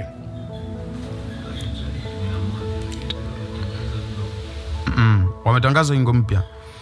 Windows mpya imetangazwa. Lakini unakuta mtu eti anataka kutumia Windows 7. Wewe uko katika old version na utasumbuka. Windows 7 kuna vitu sasa hivi haiwezi kuacquire na ikavifanya. Kuna baadhi ya program haiwezi kulearn tena. Kuna baadhi ya vitu Windows 7 haiwezi kufanya. Ndio wewe ambaye unaishi maisha ya kutokufunga. Ina maana kuna vitu utahitaji uvifanye, utaishia tu kuamini. Utaishia tu kusema Mungu atakuja kufanya, lakini havitofanyika kwa sababu umekubali kugeuzwa kuwa version yako. Mungu akugeuze kuanzia leo katika jina la Yesu. Baada ya ibada hii, baada ya mafundisho haya, ukaanze kuwa version yako katika jina la Yesu. Ukaanze kuwa version yako katika jina la Yesu. Urudi kuwa katika toleo lako. Ukiishi nje na toleo lako, wewe unaishi nje na muda. Unaishi nje na kitu ambacho Mungu alikupangia. Bwana Yesu asifiwe. So, kwa nini tunafunga? Kwa nini tunafunga? Naweza nikasema namba moja. Nazungumzia tu mambo machache kuhusu kufunga. Nadhani kuna kitu akielewa. Kwa nini tunafunga? Namba moja. Lengo la kwanza la mfungo ni kumkaribisha Roho atugeuze kama apendavyo yeye. Kwa nini ufunge? Jambo la kwanza, ufunge ili kumkaribisha nani? Roho Mtakatifu akugeuze kama apendavyo yeye. Unafunga ili ugeuzwe. Kiufupi nataka nikwambie jambo moja. Na hiki kitu nimekuwa nikikisema mara kwa mara. Yule mtu ambaye anafunga kwa ajili ya Mungu, kumjua sana Mungu, yani anafunga kwamba Mungu jifunue kwenye maisha yangu, nimjue sana Mungu. That's why hii ndo aina ya mfungo ambao mimi nimekuwa nikiifanya. Mimi nimeshaacha ile mifungo ya kuingia kufunga eti Mungu naomba nifunge. Nafunga kwa ajili ya kitu fulani, nipatie jambo fulani. Siipendi hiyo mifungo. Ila mtu anayefunga kwa ajili ya Mungu ajifunue kwenye maisha yake, nakwambia hivi, you will be surprised on what God will do for you. Baada ya kuwa once you start to fast na kumhitaji Mungu ajifunue kwenye maisha yako, utaanza kumuona Mungu. Lakini wengi mmekuwa mkifunga kwa ajili ya shida zenu, unafunga kwa ajili ya mambo yako. Ndio maana leo tumekuwa na watu wengi kanisani, watu wa aina tofauti. Cha kwanza, kanisani kuna watu wanaitwa washirika na wengine wanaitwa waumini. Kuna tofauti kati ya washirika na waumini. Alafu kuna watu wanaoenda kanisani kumtafuta Mungu na kuna watu wanaoenda kanisani kutafuta vitu vya Mungu. Watu wachache sana wanamtafuta Mungu, ila watu wengi wanatafuta vitu vya Mungu. Unaweza ukasema Mungu akinijibu nitaendelea kumtumia, kumbe ndani yako bado una roho ya kutafuta vitu vya Mungu. Utajuaje unatafuta vitu vya Mungu? Angalia hata namna ambavyo unafunga. Unafunga ili vitu fulani vijibiwe. Unafunga badala ya kufunga Mungu akufanye kuwa version ambayo Mungu alikusudia. Wewe unafunga vitu fulani vijibiwe. Anyway, sijui kama mtu anasaidika. Ukiwa ni mtu wa mifungo ya kutaka Mungu ajifunue kwako, utamuona Mungu. Kwa lengo la kwanza la mfungo, funga ili kumkaribisha Roho akugeuze kuwa kama apendavyo yeye. Samueli wa kwanza 10:6 inasema, na Roho wa Bwana atakujilia kwa nguvu, nao utatabiri pamoja nao, nao utageuzwa kuwa mtu mwingine. Huyo ni nani anaambiwa hivyo? Bwana Sauli. Bwana Sauli baada ya kukutana na Samueli anaelekezwa njia, baada ya walikuwa naenda wanatafuta punda. Alivyoelekezwa akaambia utakutana na watu fulani wa Gidea nadhani. Akaambia utakutana na watu hao na Roho wa Bwana itakujilia kwa nguvu, nao utatabiri pamoja nao, nao utageuzwa kuwa mtu mwingine. So unapokuwa invited katika mfungo, hebu tamani kugeuzwa kuwa mtu mwingine. Unanielewa vizuri? Tamani kugeuzwa kwamba Mungu nataka unigeuze niwe mtu mwingine. Kuna mahali unahitaji kwenda kiwango, kuna mahali unahitaji kwenda kiroho, lakini kwa sababu wewe umeng'ang'ania vitu fulani vya kwako, Mungu akikuangalia kuna kitu anatamani ukiache. Mungu akikuchungulia kuna kitu anatamani akiue ndani yako. Yes, I like this. Naipenda hii kauli. Of course nampenda sana. Nampenda sana prophet mmoja anaitwa Edmund Maistik. Alizungumza hii kauli. Nimeiona juzi kwenye status yake. Mungu akubariki sana. Ili nifanya nikajifunza kitu kikubwa sana. Nimeona juzi kwenye status yako ya WhatsApp hii kauli. Unasema kwamba nguvu ya ufufuo ipo katika kufa, ipo katika mauti. Yaani nguvu ya kuuisha ipo katika kufa, kuua. Nguvu ya kuuisha ipo katika kuua. Ndio maana Yesu ili atuuishe sisi ilibidi afanyeje? Ilibidi afe kwa ajili yetu, si ndio hivyo? Nguvu ya kuuisha kitu chochote kwenye maisha yako inabidi kife. Kitu kinatakiwa kife. Kuna namna unataka uamshe, labda uamshe macho ya kiroho, si uamshe nini na nini, inabidi uue muda. Kuna muda uanze kuharibu kwenye maombi. Kuna muda uanze kuharibu sana kwenye mifungo. Kuna kitu lazima ukiue kwalo. Ukikiua hicho kitu, ndipo kuna kitu kitaamka ndani yako. Halo? Sio, naeleweka vizuri? Anasema nguvu ya ufufuo ipo katika kufa. Unahitaji kitu fulani kiamke ndani yako. Unahitaji miujiza iamke ndani yako. Ua mwili. Unahitaji uanze kutembea katika dimension ya uponyaji. Ua mwili. Wewe unataka kuanza kuponya watu vifungo, unakula kuanzia Januari mpaka mwezi wa 5. Mifungo kwako mpaka ujisikie kwamba mtu wa Mungu, usisubiri mifungo ya ratiba eti mpaka mchungaji awatangazie. Ukitaka kutembea katika dimension na viwango, uwe ni mtu ambaye unaishi maisha ya mifungo. Paulo anasema nikawa mtu, yani nikiwa katika hali ya yani Paulo maisha yake yalikuwa ni maisha ya mifungo. Kwa hiyo siku zote akiamka, kuna wakati ameamka amefunga. Yani yeye hajarigi hicho kitu. Unataka utembee kwenye baadhi ya vitu, lazima uwe baadhi ya vitu kwenye maisha yako, ndio kuna vitu vitaamka. So Mungu akubariki sana Prophet Edmund. Kauli yako ilinijenga sana na ilinipa kitu fulani katika maisha yangu ya kiroho. Imeniongezea kitu kikubwa sana. Yes, imeniongezea kitu kikubwa sana. You have been inspiring me for a long time. Iliniongezea kitu kikubwa sana. Kwa hiyo ili kitu fulani kiamke ndani yako, lazima uwe kitu fulani. Unataka uamshe huduma iliyoko ndani yako, uwe muda kwa ajili ya maombi. Wewe unataka utembee katika miujiza, ni mtu unayeomba dakika 5 umechoka, unatamani hiyo miujiza itoke wapi? Ndio utawaambia watu watembee, utajikuta unatembea wewe. Halo, utajikuta unatembea wewe. Usimwone tu Yesu alifanya tu kirahisi akamwombea yule mtu, anaombea watu vipofu wanaona kirahisi. It's not as simple, bro. It's not just a normal case. Ni kwamba kuna vitu ni vizito, vinahitaji power. Hebu sema power. Vinahitaji power. Havitaji maisha unayoyaishi hayo, kufunga mpaka ujisukume. Havitaji maisha unayoyaishi hayo, kusoma neno la Mungu mpaka ujisukume.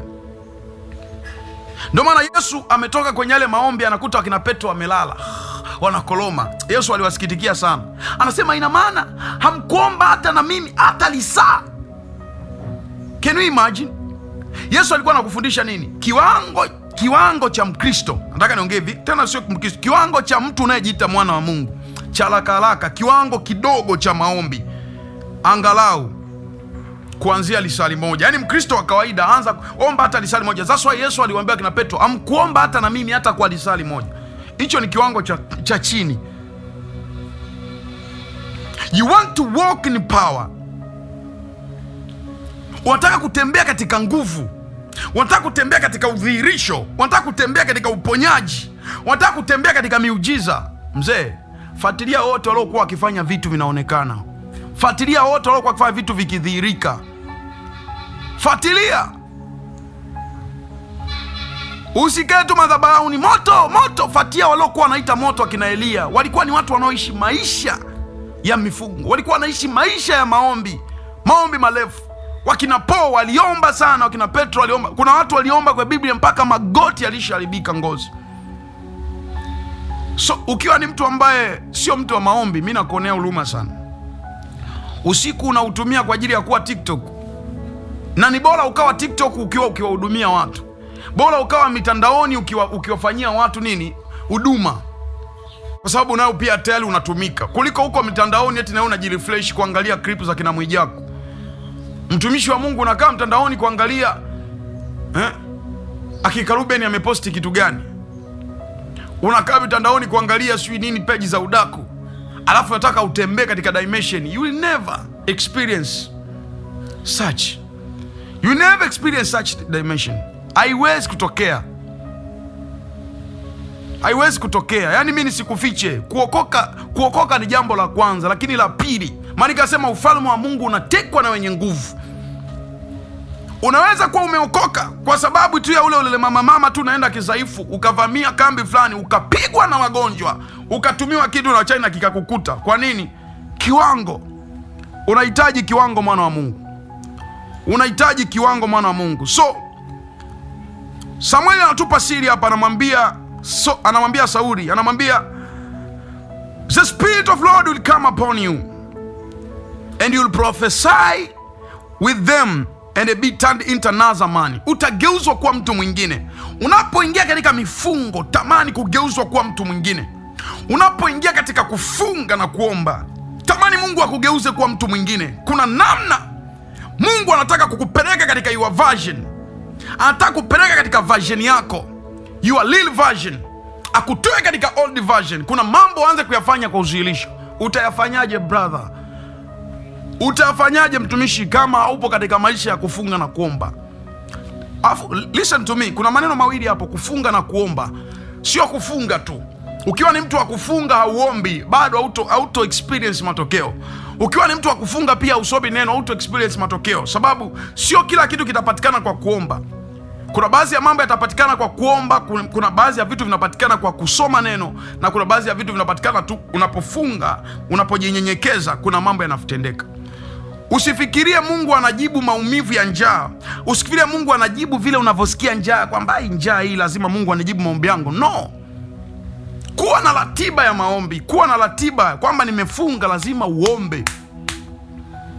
Angalau basi wewe ambao unanitazama, ukifunga kwa siku kwa mfano masaa 12, hakikisha umetumia masaa 3 kuomba.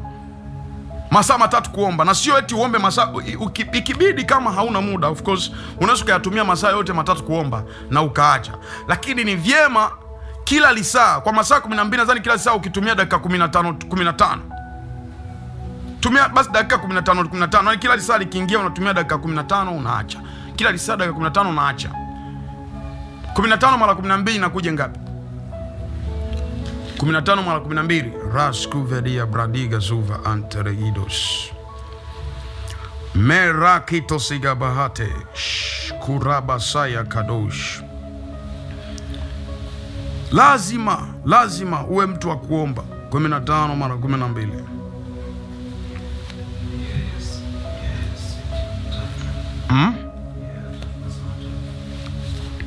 masaa 3 umegawa.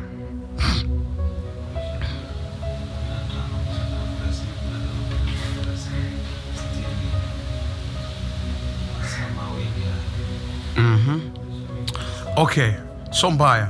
Kwa hiyo angalau uwe ni mtu wa kufanya nini? Uwe ni mtu wa kufanya maombi. Usifunge tu au ufanye maombi afu ukifikiria vitu vitafanyika kirahisi. So Samueli anamwambia Sauli kwamba Roho wa Mungu atakujilia, utatabiri pamoja nao, nawe utageuzwa kuwa mtu mwingine. So jambo la kwanza unapofunga, tamani kugeuzwa kuwa mtu mwingine. Tamani kugeuzwa, desire to be turned. Tamani ugeuzwe uwe mtu mwingine, mtu wa Mungu. Unapogeuzwa kuwa mtu mwingine, mambo yataanza kufanyika kirahisi. Kuponya watu itakuwa kirahisi. Kufanya vitu vitokee itakuwa kirahisi.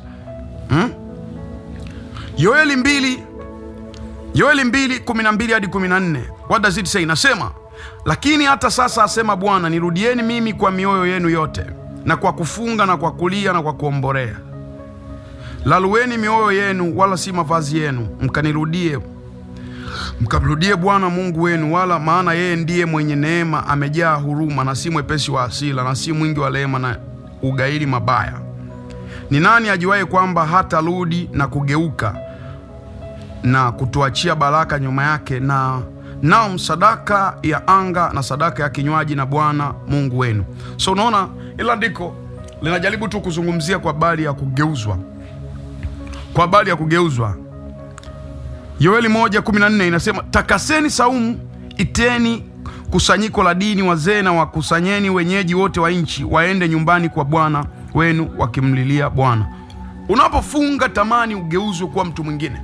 That's why katika mfungo, katika kitu ambacho utaki kucheza nacho, mtu yoyote ambaye anaingia kwenye maombi ya mfungo ya kufunga na kuomba, ukizingatia kwenye kipengele cha rehema, lazima utamuona Mungu. Tumia sana katika kipengele cha rehema, toba, kujitakasa. Kuna mambo mengi sana katika, nitafundisha siku nyingine. Maombi ya rehema yana vipengele fulani. Kuna kitu kinaitwa kuungama.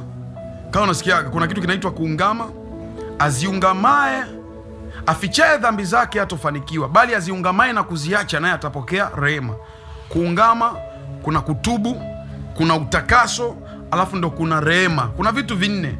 Kuungama ni kutaja yale ambayo umeyatenda. Kutubu ni kugeuka, kuacha. Sio natubu afu kesho nakimbilia hicho hicho. Kutubu ni kuacha. Kutubu ni kutafuta njia nyingine, kwamba nilikuwa nafanya hiki naacha. Utakaso ni kuoshwa sasa. Utakaso ni kwa damu ya Yesu. Kwa sisi tuliokoka au tunaomwamini Yesu, tunatakaswa kwa damu ya Yesu. Zamani ilikuwa unajitakasa kwa kondoo nini na nini, unajitakasa kwa damu ya Yesu. Rehema. Nini maana ya rehema? Rehema ni huruma. Hapo sasa unaomba huruma ya Mungu ingilie kati. Unajua kuna tofauti, Bwana John, kuna tofauti kati ya mimi kukusamehe na kukupa nafasi iliyokuwa nimekupa mwanzo. Kukupa nafasi iliyokuwa nimekupa mwanzo itategemea huruma yangu. Ila kukusamehe ni jambo rahisi. Tunaweza nikaamua nikusamehe kwenye kosa fulani umenitenda. Kwa hiyo rehema ni kitu ambacho kikiungana, sometimes kinaweza kuwa ni kama maombi yale ya kusii, yale ya kuomboleza.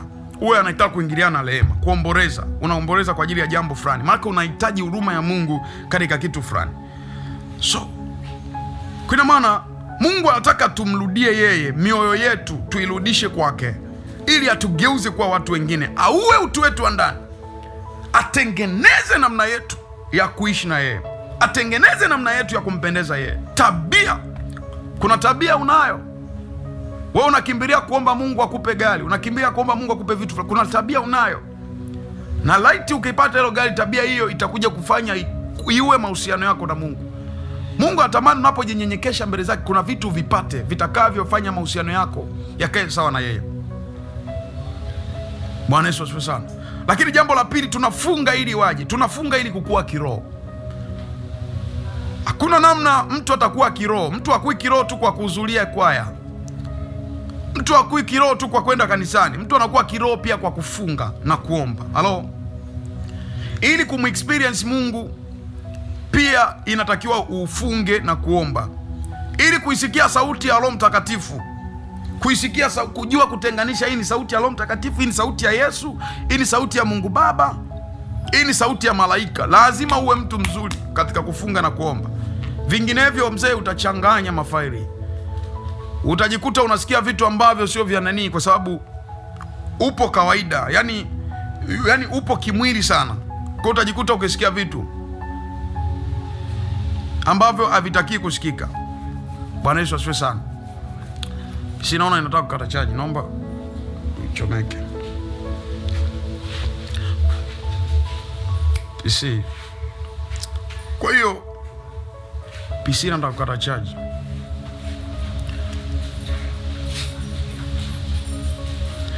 Kwa hiyo sasa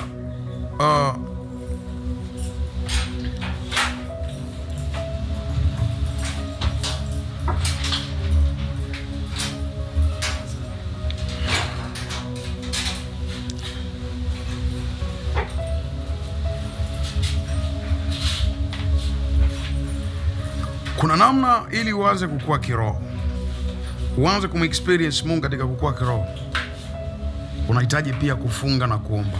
Mtu yote anaishi maisha ya kufunga na kuomba atakuwa kiroho haraka sana. Lakini pale ambapo anakuwa pia anaenda na vitu viwili, ukiingia sana kufunga na kuomba alafu usomi neno, unaweza ukakuwa kiroho lakini ukajikuta umeingia katika kutumiwa na nguvu za giza au kutumiwa upande wa pili bila kuelewa. Kwa hiyo wataka kukua kiroho, kuwa ni mtu wa kufunga na kuomba. Halo? Ili uanze kujua hii ni sauti ya Roho Mtakatifu, kufanyeje? Unajua kuna baadhi ya mambo hayafundishwi, kuna baadhi ya mambo ni mahusiano. Kuna baadhi ya mambo hayafundishwi, kuna baadhi ya mambo ni mahusiano. Mtumishi, nifundishe na msikiaje Mungu? Na kufundisha jinsi ya kumsikia Mungu alafu unaishi maisha ya kimwili, utamsikia Mungu gani wewe? Kuna baadhi ya mambo ni mahusiano. Ndio maana wewe ulipozaliwa hakuna mtu alikuja kukuambia huyu ni baba yako, hakuna mtu alikuja kukuambia huyu ni mama yako, lakini automatic unavokaa nao mara kwa mara ukaanza kugundua huyu ni mama, huyu ni baba, ukaanza kujua hii ni maji au ni nini. Lugha ikaanza kukuijia, ukaanza kujua baba hapa anataka nifanye hiki, hapa baba ananikaribia kufanya hivi. Halo, si unanielewa? Kwa hiyo ina maana kumbe mahusiano, unapokuwa kufunga, unapokuwa ni mtu wa mifungo, pia kuna mahusiano yako yanakuwa na Mungu. Unaanza kujifunza jinsi ya kumsikia yeye. Bwana Yesu asifiwe sana. Kwanza kuisikia sauti ya Roho Mtakatifu, unajifunza jinsi ya kuisikia. Halo. Lakini pia kufunga kunampa mtu mamlaka. Kufunga kunakupa mamlaka. Kufunga kunakupa mamlaka. Wakorintho wa pili 6:5. Wakorintho wa pili 6:5. Katika mapigo, katika vifungo, katika fitina, katika taabu, katika kukesha, katika kufunga.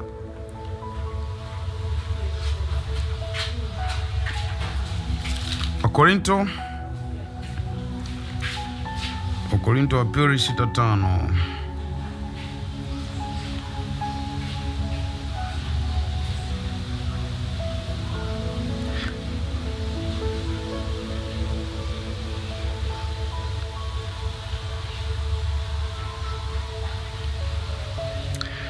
Okay, Wakorintho wa pili 6:5, ukiendelea hapo, ukienda 6 inasema, 5 inasema katika mapigo, katika vifungo, katika fitina, katika taabu, katika kukesha, katika kufunga, katika kuwa safi, katika elimu, katika uvumilivu, katika utu wema, katika Roho Mtakatifu, katika upendo usio unafiki, katika neno la ukweli, katika nguvu ya Mungu, kwa silaha ya haki mkono wa kuume wa mkono wa kushoto, kwa utukufu wa aibu, kwa kunenwa vibaya, kwa kunenwa vyema, kama wadanganyao, bali watu wa ukweli, kama wasiojulikana, bali wajulikanao sana, kama wanaokufa kumbe tu hai, kama wanaorudiwa, bali wasiouawa, kama wenye huzuni, bali siku zote tu wenye furaha, kama maskini, bali tukitajirisha wengi, kama wasio na kitu, bali tu wenye vitu vyote. Alo, unajifunza kitu hapo. Yaani kufunga kunakupa mamlaka. Unajua unapofunga ina maana unajifanya kuwa dhaifu. Kuna vitu unajifanya kuwa dhaifu alafu unahitaji kitu fulani kiongezeke ndani yako. Mimi nipungue, wewe uongezeke. Kuna wimbo mmoja wa nani? Boaz Duncan. Kumbe unapofunga Mungu anakupa mamlaka. Unapofunga Mungu anaanza kuachilia mamlaka ndani yako. Watu wanaweza kaona wewe ni mtu wa kawaida, wanaweza kaona huyu hamna kitu, lakini katika ulimwengu wa kiroho unakuwa na mamlaka ambayo si ya kawaida. Lakini kufunga pia inakufanya kuna kusaidia kufunga na kushinda tamaa za mwili, au kufunga tamaa zako. Halo, kufunga kuna kufanya kushinda tamaa. Unajua tamaa iliwaangusha wengi, hasa tamaa ya chakula ambacho unaking'ang'ania kula kila siku kiliwadondosha wengi. Tamaa ya chakula ilitaka kumwangusha hata Yesu. Ndio maana jaribu la kwanza alilokutana na Yesu baada ya kutoka kwenye mfungo ilikuwa ni nini? Chakula. Na hiyo tamaa ya chakula ndio iliyomwangusha nani? Hawa. Iliyoangusha Adamu na Hawa. Na hiyo tamaa ya chakula ndio iliyomwangusha nani? Iliyomwangusha Esau. Si ndio hivyo? Chakula kina siri sana kiroho. Takuja kufundisha siku moja nguvu ya chakula.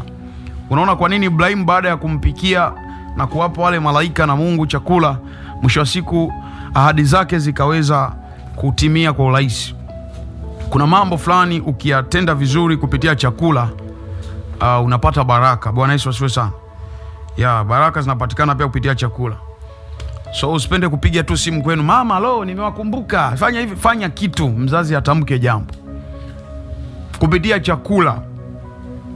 Alikuwa nani yule? Sio Elisha, sio Elia, alipokaribishwa pale, alafu yule mama akamwambia nipatie nile hicho chakula, alafu yule mama hakuishiwa kamwe. So chakula kina siri kubwa sana. Bwana Yesu asifiwe sana. Kufunga kuna kufanya kushinda tamaa, hasa chakula au vitu vinavyotamanika. Ukifunga unaanza kutamani vile vitu na vinaanza kuondoka. Yaani kuna namna unaanza kuconcentrate na Mungu, unaanza kuwaza tu mambo ya Mungu. Unafunga unaanza kuwaza na mimi Mungu anitumie katika miujiza. Yaani akili yako inaanza kuconcentrate na vitu vya Mungu. Tamaa ya vitu vya kijinga, tamaa ya mwili, uzinzi inaanza kuondoka, kwa sababu mwili unakuwa hauna nguvu. Ila mwili wa ndani ambao ni roho ndo unaanza kuwa na nini? Na nguvu. Kwa hiyo mwili wa ndani ukianza kuwa na nguvu, ina maana mwili wa nje unaanza kuwa controlled. Roho, andiko linasema roho iko lazi, mwili uko dhaifu. Kwa nini mwili wako unakupelekesha kwenye uzinzi na kufanya vitu vya ovyo? Kwa sababu haufungi. Ukifunga, roho yako ndo inaanza kuwa powerful. Your spirit will become powerful than your body. Yani roho yako itaanza kuwa na nguvu kuliko mwili. Kwa kile kilicho na nguvu ndo kinamwamrisha mwenzake. Kilicho na nguvu ndo kitaanza kumwamuru mwenzake. Roho yako ikiwa na nguvu itauamuru mwili usikie roho. Mwili wako ukiwa na nguvu, kwa sababu umejaza machipsi, maviazi, manini, mwili wako ndo utaanza kuiamrisha roho. Ndio maana Mungu anakuamsha usiku, omba. Ukiamka unashika simu, umetega alamu mwenyewe, lakini mwisho wa siku unaikata. Kwa nini? Mwili wako umekuwa na nguvu sana. So ili kushinda hiyo tamaa, jitahidi kufunga vitu vinavyotamanika. Unapenda sana uzinzi na nini, jitahidi kufunga. Uwe mtu wa kufunga, kuna tamaa zinaondoka. Bwana Yesu asifiwe sana. Kufunga kunaanza kuua tamaa. Unaanza kuconcentrate na mambo ya Mungu. Hii nimewahi kuexperience. Mara nyingi nilikuwa nikifunga mfano hii mifungo ya siku 7 kavu bila kunywa wala kula. Napofika siku ya 4 ile au siku ya 3, kwanza tu siku ya 3, unajikuta yani kuna namna wewe unabaki tu na kuwaza na Mungu tu, kwamba Mungu, siku ya 4 hii naingia, siku ya 5 naingia, wewe hapa tu unishikilie tu. Kwa hiyo unadili na Mungu tu, uwazi tena vitu vya dunia, unawaza tu mambo ya Mungu, unajazwa. So nime-experience hiyo jambo kwenye hasa nikiwa katika hiyo mifungo ya siku 7 kavu. Ilikuwa ikinisaidia. Naona kabisa Mungu kuna mambo anayazima ndani yangu. Kuna vitu nilikuwa nikiviwaza labda nini na nini vinaondoka. Nabaki tu nawaza kuhusu nani? Kuhusu Mungu. Bwana Yesu asifiwe sana. Kwa hiyo nikasema kumbe mifungo, unakaa mbali na matamanio yako, unataka kutafuta uso wa Mungu. Manake kiufupi mfungo sio wa kwenda ukihitaji vitu vyako vikamilishwe, ila hitaji Mungu afanye kitu anachokihitaji yeye kikae ndani yako. You may notice kwamba labda unachelewa kwa sababu labda mambo yako hayajakaa sawa. Kumbe unacheleweshwa kwa sababu ya tabia. Mungu anachelewa kujibu jambo lako kwa sababu ya tabia. So kwa nini usimwalike Mungu akubadilishe hilo tabia yako, akubadilishe hiyo mienendo yako? Wewe unakimbilia tu Mungu nijibu ndoa, Mungu nijibu nini, wakati ukienda katika pati ya kiburi bado hujatengenezwa kiburi, hujatengenezwa nini. So Mungu anaangalia, anaona huyu namwonea huruma, akiingia kwenye ndoa atageuka kuwa mandonga, huyu atafanywa kuwa mandonga mdogo. Bwana Yesu asifiwe sana. Kwa hiyo lazima mgeukie Mungu yeye akugeuze. Ndio maana tulisoma hiyo Yoeli 2:12, nasema lakini hata sasa asema Bwana, nirudieni mimi kwa mioyo yenu yote, kwa kufunga na kwa kulia na kwa kuomboleza. Nirudieni mimi. Unapofunga mrudie Mungu, sio upeleke haja yako, sio upeleke shida zako za vitu. Mrudie Mungu. Mwambie Bwana, nimekuja, unataka unifanyie nini? Mungu, naomba unishape vile unavyotaka. Bwana Yesu asifiwe sana. Simaanishi kufunga kwa ajili ya jambo lako ni vibaya, lakini ni vyema sana ufunge kwa ajili ya mambo ya Mungu. Mungu ndo anajua nini unahitaji. Mungu anajua vitu gani ambavyo unastahili. Sio wewe unataka vitu gani unavyovitaka, lakini Mungu anajua vitu gani vinavyostahili, ukivipata na vitakufaa sana. Bwana Yesu asifiwe. So Mungu akusaidie sana. Nataka nimalizie kwa kusema, unapofunga sasa ni wakati wa kufanya nini? Unapofunga unatakiwa ufanye nini? Unapokuwa katika kufunga unatakiwa ufanye nini? Jambo la kwanza, unapokuwa katika kufunga jinyenyekeze mbele za Mungu. Peleka unyenyekevu mbele za Mungu. Ezekieli 8:21. Ndipo nikaamuru kufunga hapo penye mto Ahava, ili tupate kujinyenyekeza mbele za Mungu na kutafuta kwake njia iliyonyooka, kwa ajili yetu sisi wenyewe na kwa ajili ya watoto wetu na kwa ajili ya mali yetu. Jinyenyekeze mbele za Mungu. Nyenyekea mbele zake. Si umefunga kwa ajili yake? Ukinyenyekea mbele yake, na maana God will know what to do for you. God will find the good way to do for you. Mungu atatafuta njia nzuri ya kufanya kwa ajili yako. Jinyenyekeze mbele za Mungu. Funga, jinyenyekeze mbele za nani? Mbele za Mungu. Usiende kwa ndo nyie ambao sasa unafunga eti, nadhani ulikuwa unaniambia siku ile, uliwahi kufunga ukasema, ukawaambia watu Jumapili sasa mtaona jinsi Mungu atakavyofanya maajabu. Niwahi kutana mtumishi mmoja anasema, nimefunga, ngoja uone jinsi Jumapili Mungu atakavyofanya maajabu. Mungu hawezi kuniacha katika umfu. Ngoja uone Mungu atakavyofanya miujiza. Alafu hiyo Jumapili ilivyofika, hakuna hata mtu mmoja aliye.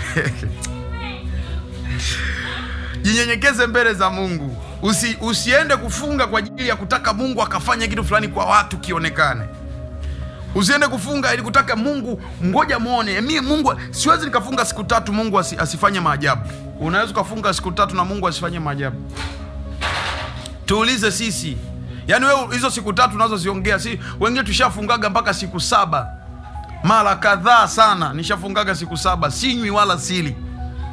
Lakini hakuna maajabu niliyaona. Pengine mimi nilikuwa nafunga, lakini Mungu kumbe alikuwa anatengeneza kitu ndani yangu ambacho inawezekana leo ndo nayaona matokeo. Inawezekana ndo leo naona vitu vinafanyika simple tu, kilema anatembea anafanyaje, lakini kwa sababu kuna maana nilikuwa nafunga, sijui Mungu anatengeneza kitu gani. Nilikuwa najinyenyekeza mbele yake. Sasa wewe funga eti kwamba ngoja nikaonyeshe watu. Nafunga muone sasa Jumapili watu watadondoka kama kunguni. Watu watatembea, vilema watatembea, utatembea wewe. Watu wataona, utaona wewe. Viziwi watasikia, utajikuta unasikia wewe kwamba viziwi wao wanasikia. Halo. Kwa wakati wa kufunga ni wakijinyenyekeza mbele za Bwana. Unajinyenyekeza mbele za Bwana. Unajinyenyekezaje mbele za Bwana? Kuna mambo kaza ya kuyafanya. Unaponyenyekeza mbele za Bwana kuna vitu vya kufanya. Saidia watu, fanya hivi vinavyohusiana na tabia ya nani? Ya Mungu. Lakini wakati wa kufunga pia na sasa ndiko naingia pointi ya pili, ni wakati wa kusaidia watu wengine. Unapofunga tamani kusaidia watu wengine, tamani uwe jibu kwa watu wengine. Isaya 58 1-14. Isaya 58 1-14. Piga kelele usiache, paza sauti yako kama tarumbeta, wahubiri watu wangu kosa lao na nyumba ya Yakobo dhambi zao. Tazama ninyi mwafunga mpate kushindana na kugombana na kupiga kwa ngumi ya uovu. Hamfungi siku ya leo hata kuisikiliza sauti yenu juu. Tazama ninyi mwafunga mpate kushindana na kugombana. Unafunga ili ukaonyeshe uwezo. Unafunga eti umkomeshe mchawi, umkomeshe sui mganga. Watu wa Mungu, mrudie Mungu. Funga ili kusaidia watu, usifunge ili uwakomeshe watu. Bwana Yesu asifiwe sana. Kuna mambo hayahitaji hata kufunga. Nakumbuka kipindi fulani, nyumba ya kwanza kabisa, wakati nimeenda kupanga hapa Dar es Salaam, nyumba ya kwanza kupanga, na wakati naenda kupanga, nimeenda kupanga tu, wakaja waganga wawili kuja kunitest. Walikuwa nakaa kumbe jirani, mimi nilikuwa sijui. Nilipoamka usiku wakaja eti wananitia ule usingizi, wakataka kunitia ule usingizi mzito. Nilipoamka ndani ya dakika 5 niliomba maombi tu simple kabisa. Early in the morning watu wawili wakawa wameenda na maji. Msiba ukatangazwa. Nakumbuka jambo hili, yani msiba ulitangazwa simple kabisa. Kwa nini? Kuna mambo mengine hayahitaji nguvu, sio? Yani ukafunge kwa ajili ya kumuua mtu. Nakumbuka siku moja nikiwa kanisani kwa baba yangu wa kiroho. Baba yangu wa kiroho yeye alianza huduma, alikuwa bado hajaoa bwana. Sasa kuna binti mmoja alikuwa watumishi mnaofanya huduma kabla mjaoa, msijihakikishia au washirika mlionao mkafikiria ni wenu wote. Kuna wengine wamekuja kwa sababu wanavizia kwamba labda mtumishi ataona maono kwangu, labda mtumishi anaweza akaniangalia na mimi tukapata kitu fulani tukafunga ndoa. So yule dada alikuwa anatarajia kitu fulani, afu at the end of the day pastor alikuja akamuoa mtu mwingine. Yule dada akaenda akafunga siku 40, eti anafunga ili yule ambaye pastor anataka kumuoa afe. Unaona vitu kama hivyo. Alafu nafikia Mungu anasikiaga ujinga kama Mungu hayupo katika vitu hivyo. Sasa tazama nyie mwafunga ili mpate kushindana na kugombana, kupiga kwa ngumi ya uovu. Yaani kama unafunga unamwazia mwingine uovu, umeisha. Acha tu usifunge. Unapofunga wawazie watu mema, wazia watu wabadilike. Halo? Usifunge sasa ndio kwenda kwa hukumu watu. Funga ili kutamani watu wabadilike, wasaidike kutoka katika hayo wanayoyafanya. 5 inasema, je, kufunga namna hii ni saumu niliyoichagua mimi? Je, ni siku ya mtu kujitabisha nafsi yake na kuinama kichwa kama unyasi, kutanda nguo za magunia majivu chini yake, na utasema ni siku ya kufunga na kukubaliwa na Bwana? Je, saumu niliyoichagua mimi si namna hii, kufunga vifungo vya uovu, kuzilegeza kamba za nila, kuacha huru walioonewa kwamba mzivunje nila? Je, ni saumu niliyoichagua sio namna hii? Mungu anasema kitu nilichokichagua si hiki. Sasa kufunga vifungo vya uovu. Unapofunga tamani uache, yani acha maovu. Kwamba Mungu nafunga maovu siyataki na nini. Maana uache njia mbaya. Kuzilegeza kamba za nila, kuacha huru walioonewa. Bwana Yesu asifiwe sana. Unapofunga acha njia mbaya. Acha njia mbaya. Kuna vitu ulikuwa umevibebelea kwenye moyo wako, mizigo, samee watu. Ondoa vinyongo, ndio ujue mfungo wako utajibiwa. Maombi yako yatajibiwa ulioenda kwenye mfungo. Lakini unaenda kufunga kwa sababu kuna mambo bado umeyabebelea. Mungu anataka ufunge, kumbe kwanza wewe uwe safi kwanza wewe. Kabla ya mambo mengine yote, umhitaji Mungu akusafisha, kuondolee hivyo vitu. Halo? Ndipo mambo mengine yatafuata. So kama unafunga bado umebebelea vitu kwenye moyo wako, the matter of fact ni kwamba huo mfungo wako you never experience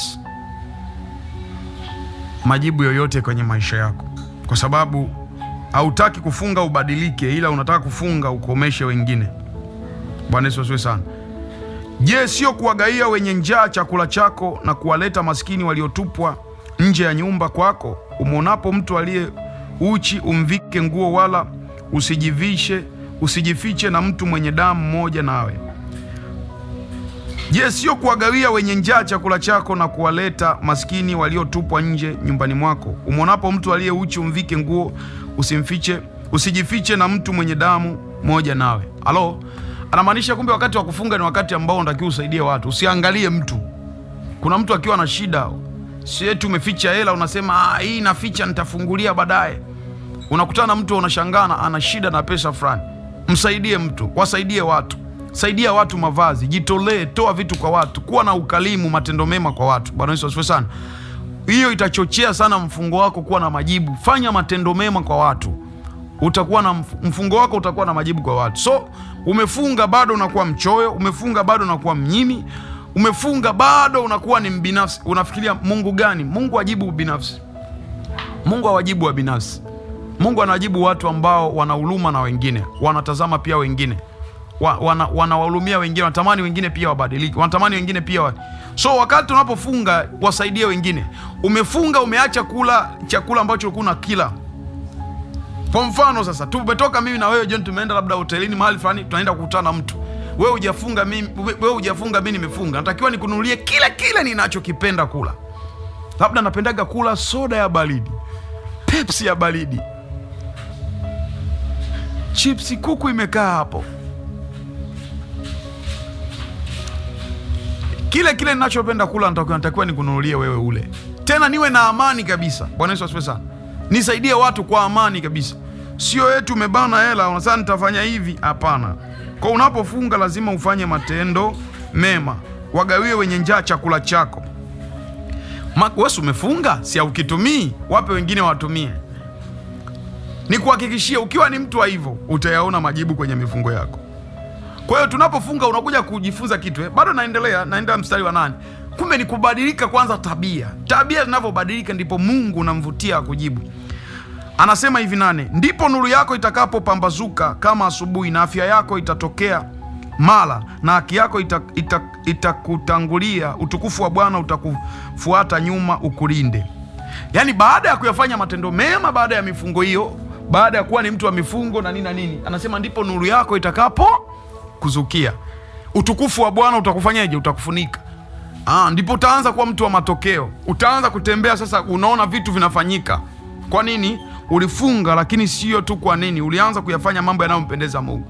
Yesu alishasema mambo mengi muda. Anasema msiwe kama wanafiki. Wao wataka ufunge waonyeshe watu. Ukutana na jamaa mmoja hivi, sitotaka nimtaje jina, ni ndugu yangu mmoja. Anambia bwana, nimeingia kwenye mfungo wa miezi mitano. Yaani nakwambia mfungo huu, yani nateseka na napata shida. Yaani na nini? Yaani unatangazia watu mfungo wako. Wataka watu wakusifie. Funga, tabika, saidia watu. Toa kile ambacho unataka ukitumie wewe, wape watu wengine watumie. Wewe umefunga. Kama hujafunga, familia yako ipo ina njaa, wape wale vizuri. Wewe usijali si baadaye nitafungulia, ni wewe utajua, wape wale vizuri. Itakusaidia baadaye. Wape wale vizuri. Kama kuna jirani ana shida, amekuomba kitu fulani, kama umefunga, mpe hicho cha kutumia. Ndipo utaona utukufu wa Mungu unakufuata. Baada ya kusikia hii, natamka katika jina, maombi yako kuanzia sasa, mifungo utaanza kuifanya. Kama utaenda na haya mambo, utaanza kuyaona matokeo. Utaanza kuyaona matokeo. You will start to encounter your outcomes. Bwana Yesu asifiwe sana. Namba 9, inasema ndipo utapoita Bwana ataitika. Utalia naye atasema mimi hapa. Kama ukiondoa nila isiwepo kati yako, wala kunyosha kidole na kunena kwa uovu. Anasema baada ya kuyafanya hayo, sitotaka niendelea hadi chini.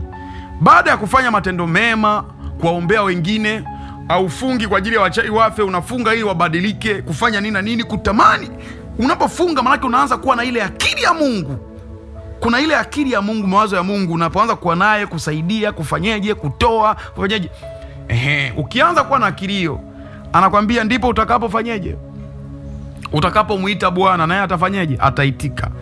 Kwa mifungo yako leo kuna ifanya ya kichoyo, mifungo yako leo kuna ifanya hiyo, unaacha maovu kwa muda fulani, kwamba wacha niache kuvuta sigara kwa sasa hivi, wacha niache kunywa pombe, nikifungulia jioni nitakunywa, wacha niache kufanya kitu fulani, wacha niache kuzini, ila Ramadhani ikiisha nitaendelea na uzinzi.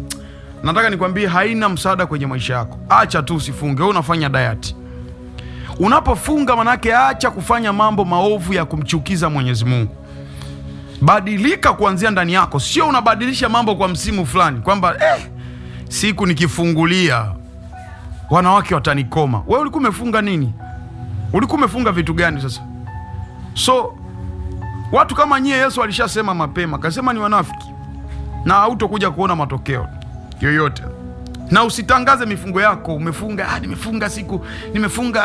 nimefunga miezi 6, sio nimefunga miaka mingapi, nitakonda. Nakutana na mtumishi mmoja ambaye nitakonda sana, ni Mungu. Unaambia watu itakusaidia nini? Mfungo ni wako wewe na Mungu, siwaambie watu. Kuna watu wanafunga muda mrefu afu wapati majibu. Isikushangaze sana. Kuna watu walifunga kwenye Biblia, Zekaria 7:5, walifunga miaka kama 70 na wakupata majibu. Zekaria 7:5, waambie watu wote wa nchi na hao makuhani, ukisema hapo mlipofunga mkiomboleza katika mwezi wa 5 na mwezi wa 7 katika miaka hiyo 70, je, mlimfungia mimi kwa lolote? Mlimfungia mimi? Kumbe kuna watu mmefunga kwa muda mrefu, kumbe mlikuwa mnafungia matumbo. Kuna watu mmefunga kwa muda mrefu, kumbe mlikuwa mnafungia vitu vya ovyo na hamkuwahi kuyapata majibu mlioyataka, kwa sababu hamkufunga kwa ajili ya Mungu. Mlifunga kwa ajili ya shida zenu. Mlifunga kwa ajili ya vitu vya ovyo. So kama kuna watu wa kupata majibu miaka 70, sembuse wewe ambaye una miaka 10 kwenye huduma. Kwa hiyo badilika kuanzia leo. Badilika kuanzia leo. Unapofunga tamani the mind of God iwe ndani yako. Nia ya Mungu ikae ndani yako. Akili ya Mungu iwe ndani yako ya kuongoza. Lakini kufunga kuambatane na kuomba pia. Funga iambatanishe na nini? Na kuomba. Nilizungumza hiki kitu. Kuomba kupo kwa aina nyingi. Unaweza kuwa unaomba kuomba kwa roho, kuna kuomba kwa akili, kuna kunena kwa lugha na kuomba kwa kuugua. Kuna vitu Biblia ilisema, kuna kuomba kwa roho, kuomba kwa akili, kunena kwa lugha na kuomba kwa kuugua. Kuomba kwa roho ni kuomba kimoyomoyo. Unaweza kumekaa hivi, Upo ofisini unaendelea na kuprint zile kazi za watu, lakini ndani ya moyo wako unaomba, unatamka maneno, unaomba. Hiyo ni kuomba kwa roho, manake unaomba tu, lakini mdomo haufanyeje? Hachaji chochote. Kuomba, kuna ile kuomba kwa nini? Inasema kuna ile kuomba kwa akili. Kuomba kwa akili ndi pale unatamka kabisa na prayer point zako huko hivi umezijega. Naombea hiki na hiki, unatamka, unaomba kwa akili yako na unatambua unachokiomba. Kuna kunena kwa lugha, nadhani inaeleweka. Na kuomba kwa kugua. Kuomba kwa kugua, hii inakuwa inspired na nani? Na Roho Mtakatifu mwenyewe. Anakujaa, alafu unaomba kwa kugua nini ndani yako. Bwana Yesu asifiwe sana. Kwa hiyo Mungu akusaidie sana. Mungu akusaidie sana. Unapofunga yako mambo mengi unayapata. Unapata ulinzi, unapata kibali. Kibali kinaongezeka ndani yako. Utajifunza kwa habari ya Esther. Alipata kibali mbele za mfalme Ahasuero. Ukisoma katika kitabu cha Esther utakuja kujua kibali kinakuja. Unataka kibali mahali fulani, umeenda kwa apply kazi, unaenda mahali fulani kwenye interview, funga kwanza. Funga ili ukapate kibali mahali pale. Bwana Yesu asifiwe sana. Yes, unataka kibali, funga ili ukapate kibali. Usifunge tu, usiende tu kuombaomba. Kuna watu mnahangaika na kazi kwa sababu utangulii kufunga. Wewe unataka uende eti upate tu kazi kirahisi. Maisha yako kiroho. So kibali pia, unataka kibali, funga. Ukitaka kibali, funga. Yule anayekupa kazi, Mungu unatakiwa aingilie kati ya ushike moyo wake. Sio wewe ushike moyo. Wewe huwezi kushika moyo wa mfalme. Huwezi kushika moyo wa bosi. Mungu unatakiwa ushike moyo wa bosi kupitia wewe kufunga kwa Mungu ili akamshike moyo bosi. Misali 21:1. Moyo wa mfalme huwa katika mkono wa Bwana, kama mfereji ya maji ugeuza popote apendapo. Moyo wa mfalme huwa katika nini? Huwa katika mkono wa Bwana. Kwa hiyo unapofunga, Mungu mwenyewe atamgeuza mfalme wako. Atamgeuza huyo bosi wako aweze kugeuka na akusaidie. Bwana Yesu asifiwe sana.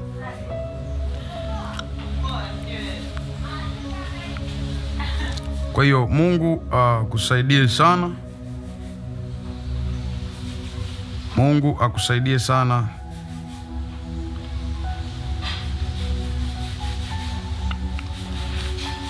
Nadhani kwa leo nitamani nizungumze tu hayo. Kama tutapata kibali kwa wakati mwingine tutazungumzia mambo mengi sana, lakini nadhani kuna kitu umejaribu kukipata kwa sehemu, na naamini kitakusaidia kwenda nacho. Wakati mwingine nitakuja kupata nafasi, tutazungumzia aina za mifungo. Tutazungumzia kwa habari ya mifungo mingine. Watu wengi mmekuwa mkizoea kufunga kwa habari ya chakula, kwa habari ya nini, kwa habari ya nini vyakula, lakini iko mifungo mingi. Bwana Yesu asifiwe sana. Iko mifungo ya aina nyingi. Kuna mfungo wa nafsi, mfungo wa roho, kuna mfungo wa mambo mbalimbali. Nayo ni mifungo pia yenye majibu. So kwa leo nitamani tu tuweze kujifunza hapo. Nadhani kuna mahali ukipafanyia kazi, kwa haya utakayoyasikia yatakujenga na kukubadilisha. Mungu akubariki sana na akupe kuyatendea kazi hayo. Usiwe mvivu tena baada ya kufunga, na maarifa haya yakusaidie kuwa ni mtu ambaye una experience matokeo katika mifungo yako katika jina la Yesu. Mungu akubariki sana. Shalom.